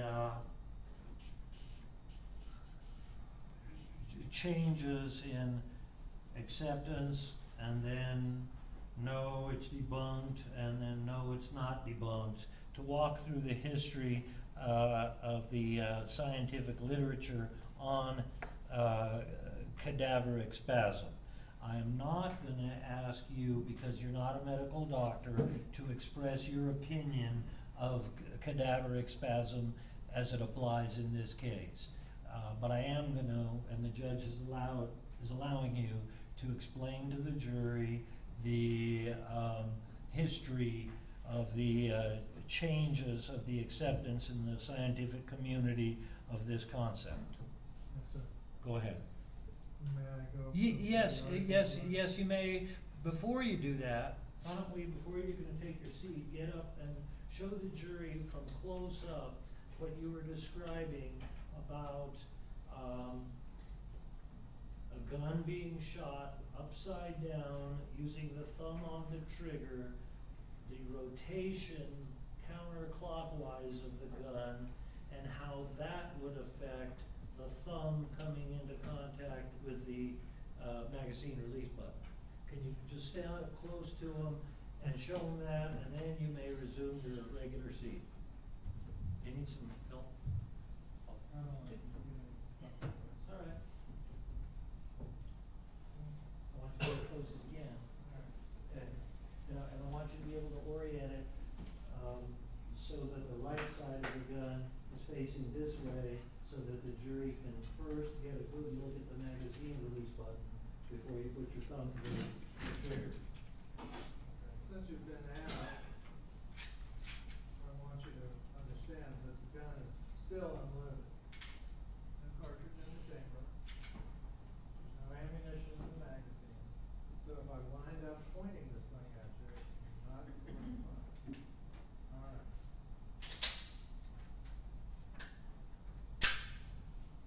Okay. I was a police officer for 30 years.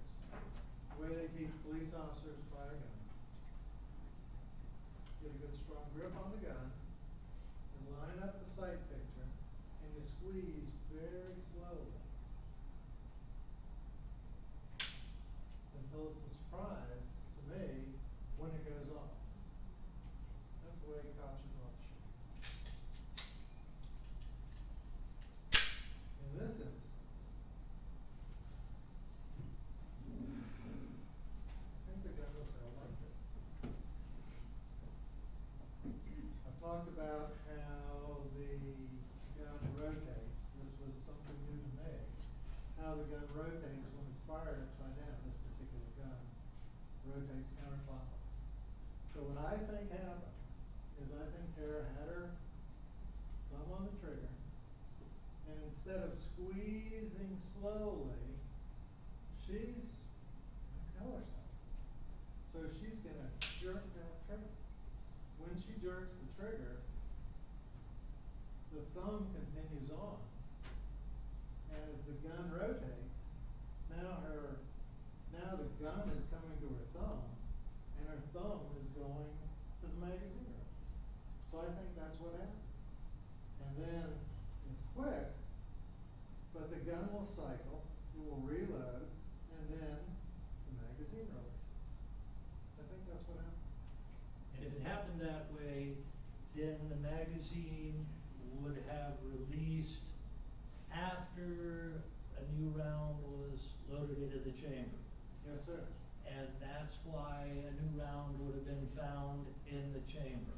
That's why a live round would have been found in the chamber. Yes, sir. And while her thumb is jerking violently this way, The gun was rotating. the gun is, okay, so the gun with the magazine release is moving toward her thumb, while her thumb is simultaneously moving toward the magazine release. Yes. They're both coming together from different directions at the same time. Yes. Okay, thank you. You may resume your seat now. Sir, you want to assist him to the... Sure. I'm so sorry for leaving you all high and dry there. Right.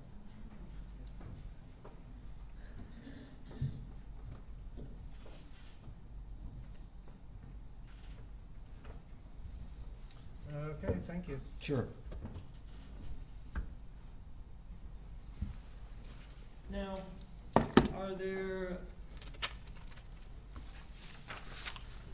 I know that we've discussed earlier that you believe there's a strong likelihood that the magazine was indeed fully seated. Yes. and you believe that if the magazine... Your Honor, I'm gonna object to reading again. I'll give him a little bit there. Yeah. I'm just getting past these two agreed upon concepts. It's not a matter in dispute, Your Honor.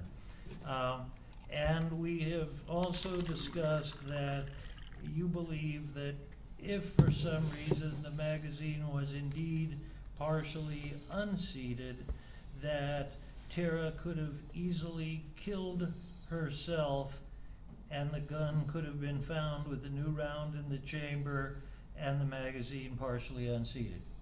Yes, sir. Are there any other innocuous ways that could have resulted in the police finding the weapon with a new round in the chamber and the magazine partially unseated? Yes, there are a few other ways. Can you give us some examples? Well, as the weapon fell from her grip, it might have bumped her. The magazine release might have bumped the remote control. When the police were examining the weapon, the first thing you do as a police officer, is you render the weapon safe, and the way you do that is you push the magazine release to release the magazine, and then you cycle the weapon to make sure there's no cartridge in it. Would that be something so common that it would be like muscle memory? Yeah, that's the first thing I would do. I would just touch the magazine. After all the pictures are taken, after we've moved to the stage where we're now collecting evidence, yes, I would move the gun, because the gun has just been used, the gun has just killed somebody. So you want to make sure it's safe before you start handling that thing. So just sort of automatically, a police officer would push the button, the magazine release, to release the magazine, make sure the gun is unloaded before they do any more examination of it. So that a police officer could have done that and not even remember it, because it's so automatic. You just Okay. do that. So it could be something that might have been forgotten. Yeah. Or Easily. could it be something that perhaps the witness might be too embarrassed to admit? Okay. Just saying. Okay. I think those are all the questions I have for you right now, and I'm certain that counsel for the state has some questions for you. Okay. Yes, Your Honor, thank you. Afternoon, sir. Good afternoon. All right. Obviously, going to kind of go back. I'm going to go kind of in the order your report went and ask you some Okay. questions, because All that right. might be the easiest for you to. Fine. That being said, one of the things you talked about, I think it was this morning now, but you know, is that you're looking at whether this scene is staged, and one of the things you said is that, hey, well, nothing was arranged to direct the investigation away from the defendant. Yes. Yet, if everything is set up to make it look like a suicide, that clearly isn't taking it in the direction of the defendant or anyone else. It's not taking it in the direction of anyone else, and it's not taking it towards the defendant either, yeah. Thank you. And so, you know, because one of the things you've talked about a lot today is that, well, there's no sign of struggle. How long does it take you to pull a trigger? Not long.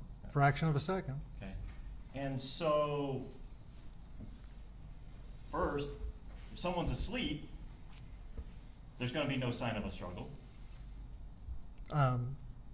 If someone's asleep and this happens to them, it would have to be pretty quick. Well, I mean, it can be done like that. I mean, we're not talking about any kind of time frame. But if someone is asleep and you try and jam a gun in their mouth, I would expect to see at least some external injuries to her lips.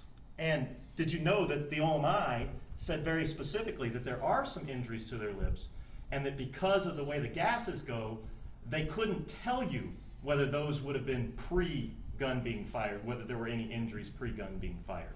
Yes, there were radiating tears to the lips, which I would expect in a case like this. Right, and the pathologist, the doctor, says that even if there were then injuries, because you would expect, you can no longer tell, you would not be able to tell whether there were any injuries prior to the gun exploding in the mouth.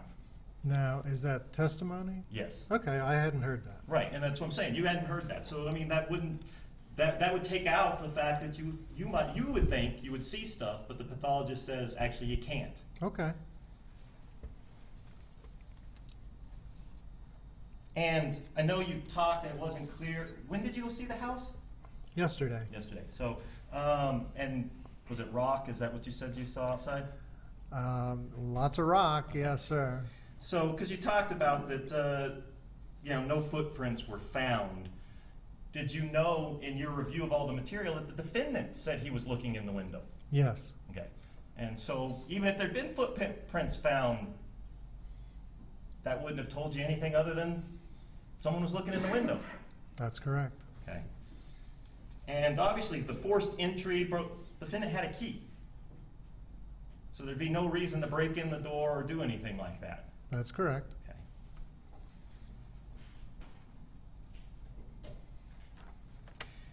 Now then, you spent a lot of time about the whole third-party involvement, trying to get maybe someone else to find the body so you're not being looked at. Were you aware that Tara Chavez had called in sick on Saturday? Yes. And were you aware testimonies come out that the defendant only learned that she had called in sick from his mother on Sunday shortly before 9 o'clock? No, I wasn't aware of that.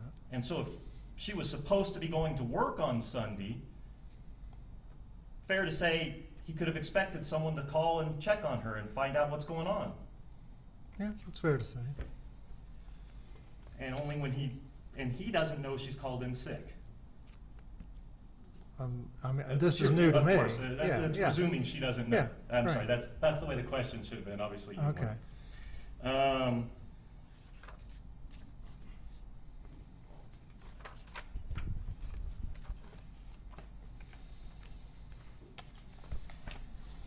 Now then, you talked about that, you know, one of the things you look for is kind of the inconsistencies in the scene. Yes, sir. How about the cell phone being plugged in and charging? There were two pictures of the cell phone on the dresser, armoire. It was charging one time, and another picture it wasn't. Okay. The picture that it wasn't, Mm-hmm. that one was taken by OMI. And the testimony's been OMI came in and took pictures after the initial scene photos. Okay. Okay. So, obviously, you just said you didn't know. So if the phone, would that be one of those inconsistencies that would be concerning? Not if it's explained. Not if you can understand, well, in this picture it's not plugged in, in this picture it is.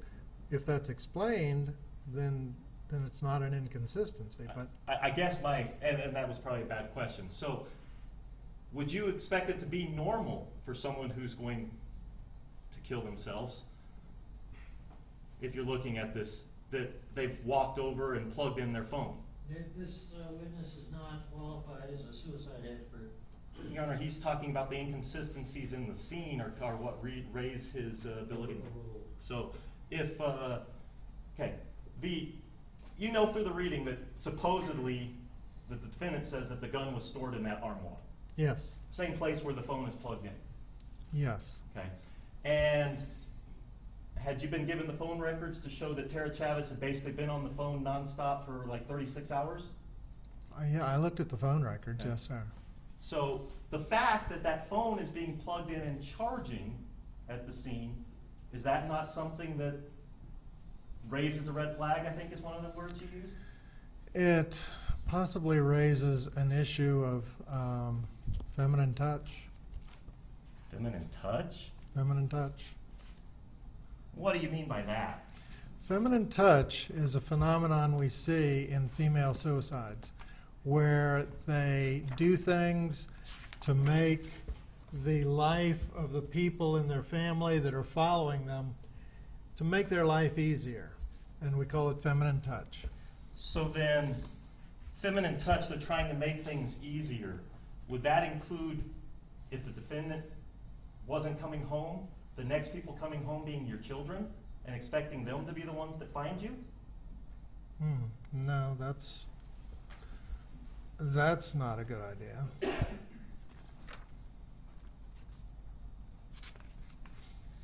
Now then, you also brought up that there were some issues about, oh, well, the decedent's, the Tara Chavez, DNA was on the pistol. Did you know that the testimony was, there's a good chance that was from her blood? No, I hadn't heard that. Okay. And really one of the key things, obviously, about, well, you also talked about the no evidence that the weapon was wiped clean. The expert, the fingerprint expert, said she could not determine whether the fingerprints were wiped clean or not. But my understanding is there were partial prints on the weapon. She said there were some partial prints, but then she made it very clear, based upon a question, that that based upon what she had, she could not determine whether the weapon had been wiped or not. No. That, I believe, is a misstatement of the evidence. She could not determine that it had been wiped clean. I agree with Mr. Sherman. Okay. Thank you. That was the statement. She could not determine that it had been wiped clean. And she couldn't determine it because there were... Objection, Your Honor. Now that is speculation and not part of the testimony. Counsel, I'll let the jury, they heard the testimony, they Thank you. can decide based on the recollection of that testimony. Yes, Your Honor. Now then, and all of this, of course, it cannot be suicide if that weapon was not present at the home, correct? Well, the weapon had to be there if it was used in the death, yes. Right. And so the only person who says that weapon was there, the defendant's department-issued weapon, is the defendant. All right. Okay. So if he has that weapon with him, she didn't use it. Fair? Well, fair, yes.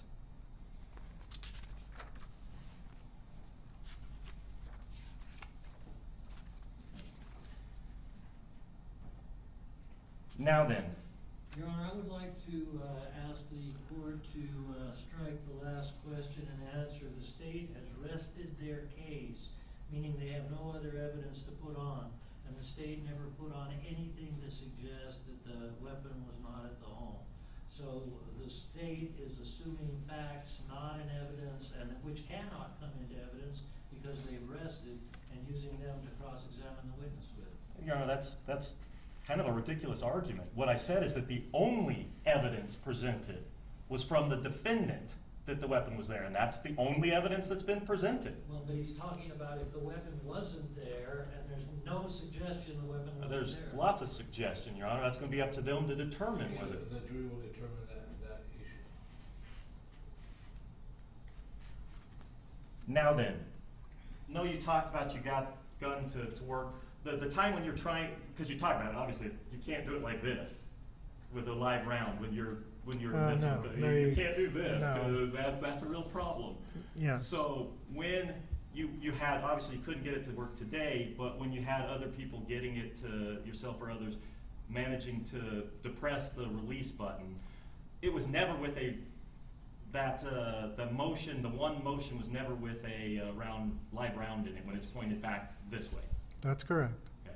It was only pointed out forward that at some point you were able to, as you said, someone else actually holding it as Yes. the firm hold, Yes. and then you doing this is the only time you were ever able to get it done. Yes, that's correct.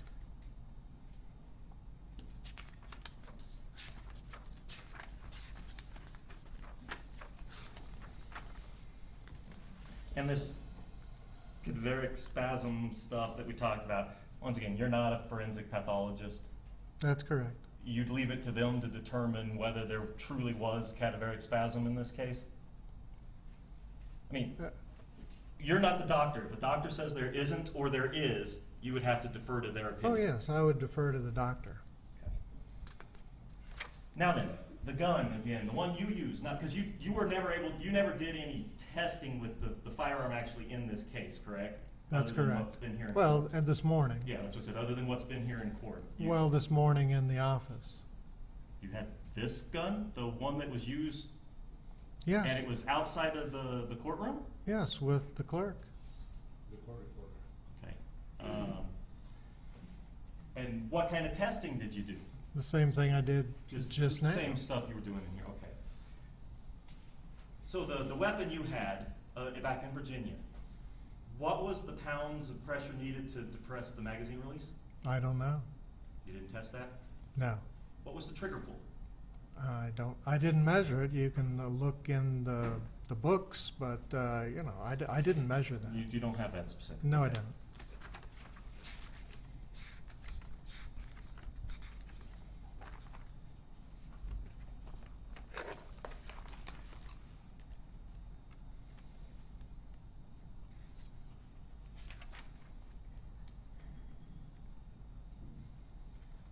And then obviously, the last thing I think I want to talk about, you talked about when you handed your wife the gun, that's how she held it, correct? Yes. And it's when you handed it to her upside down? Yes. Okay. You know, not just laying on the ground or here, you specifically handed it to her upside down? Yes, sir. Sure enough.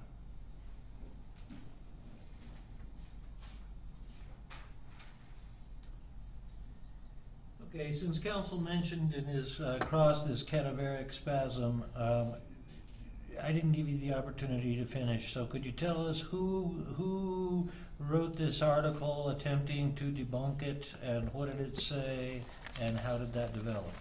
I need to refer to the article. Sure.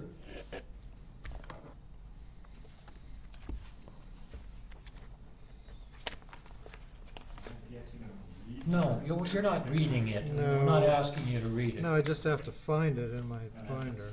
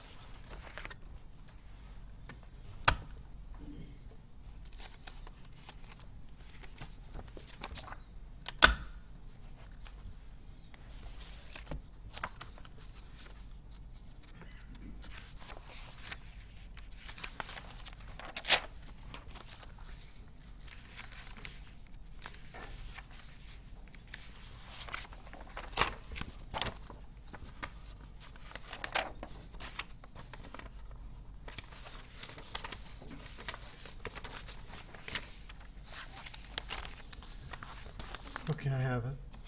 All right. This is from that's embarrassing.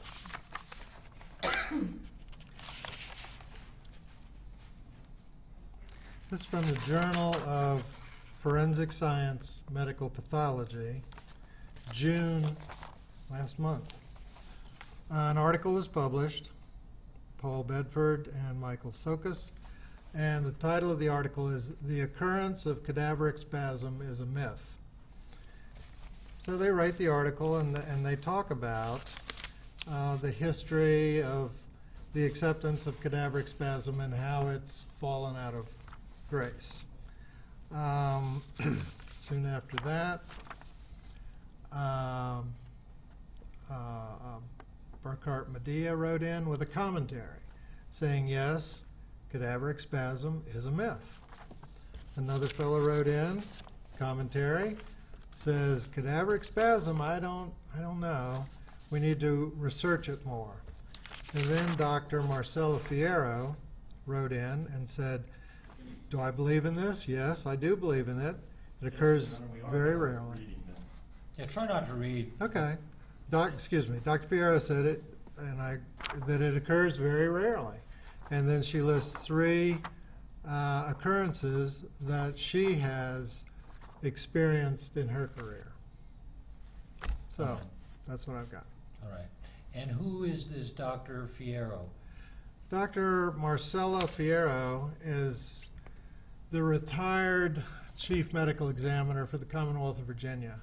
I've known her since 1973 when I saw my first autopsy. I went to many other autopsies performed by her and other people at the Office of the Chief Medical Examiner in Richmond, Virginia. Dr. Fierro has lectured all around the world on medical issues. I've seen her operate in the courtroom, and I believe in what Dr. Fierro has to say. And so Dr. Fierro's commentary was sort of the last word in this recent series of publications about the cadaveric spasm? Yes, sir. Thank you. Okay. With that, I think they're done with you. Thank you, sir. You may be excused. Thank you.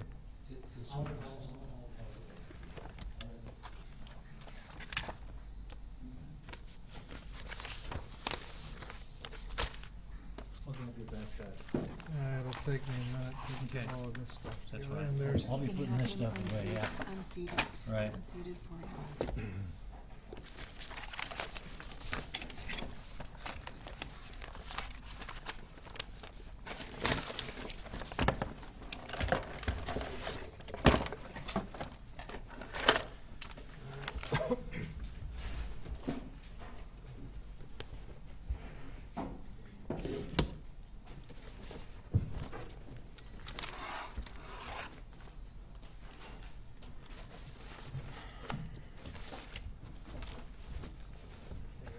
Thanks for all your help. Sure. Just watch that first bed down, okay? Yeah, okay, thank you.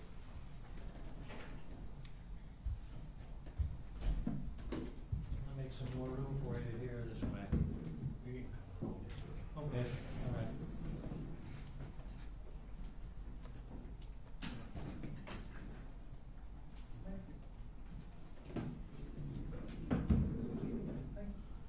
Counsel, approach the bench.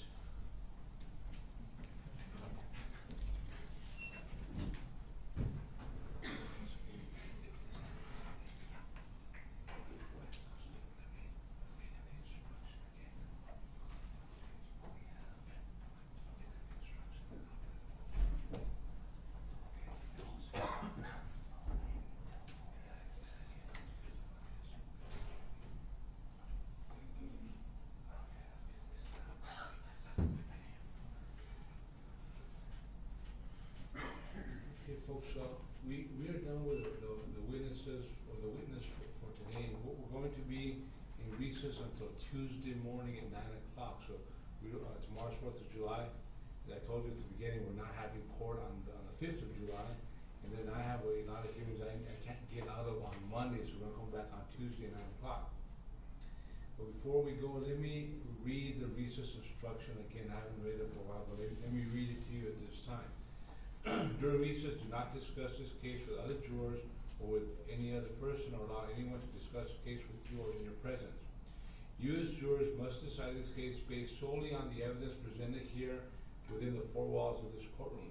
This means that during the trial, you must not conduct any independent research about this case, the matters in this case, the individuals or corporations involved in this case. In other words, you should not consult dictionaries or reference materials, search the internet, websites, blogs, or use any other electronic tool to obtain information about this case or to help you decide the case. Do not try to find out information from any source outside the confines of this courtroom.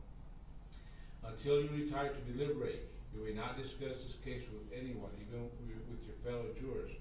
After you retire to deliberate, you may begin discussing the case with your fellow jurors, but you cannot discuss this case with anyone else until you have returned a verdict and the case is at an end.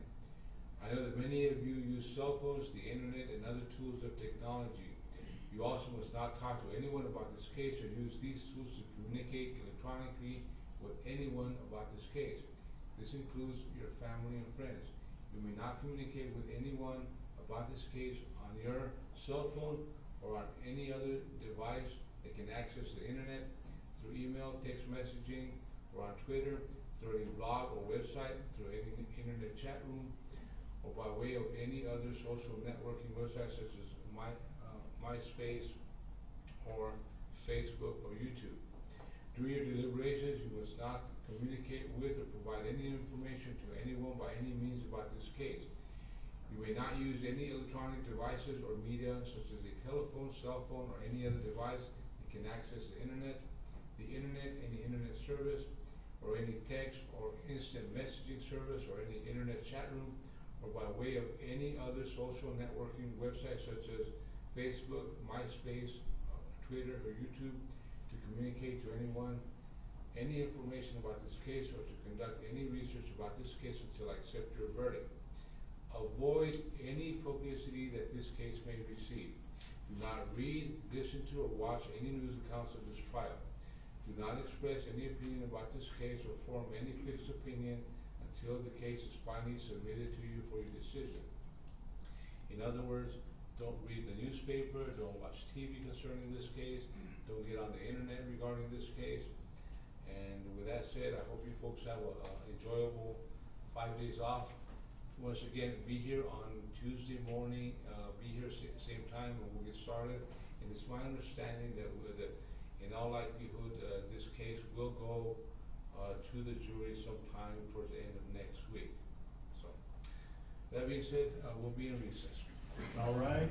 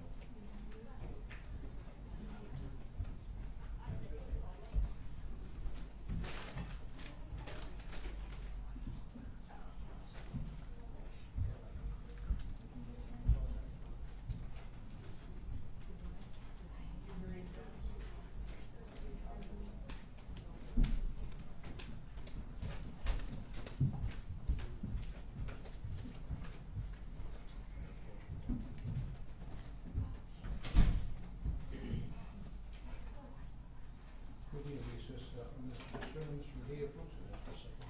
You folks may be seated. Do you need it? Do you want on the record? No, we don't recess. Okay. I got sort of subpoena earlier, so. I think mine was easy, cause I never had. That's mine too, they call it. I never took anything out of it. Put it back. Yeah, no, I thought, nothing was ever admitted, nothing was. We never took anything out of it? I never took it. If you want to call, talk with the. Yeah, I don't know. And will that, ask him if that'll release us from the subpoena to his statement, because I'll, you know, I didn't take it, I didn't take Concord, no. I took nothing out of it. Boxes, but they just. And you didn't take talked to anything me. out of it. We had everything on the table. So and we they're rolled up exactly with the that same and way that, they so. were. So Thompson pick it up, Yeah. and I have no control myself. No, that's what I said, I But if it know I was, had I asked that when I told them they were in your courtroom, and so. I told him if it was, if you needed it, there's no after trial, but if Yeah. you need, go get it. Nah, I don't need 'em. I'm not Okay, gonna use yeah. anything. Okay, all right. I don't care. We'll be in recess until Tuesday morning.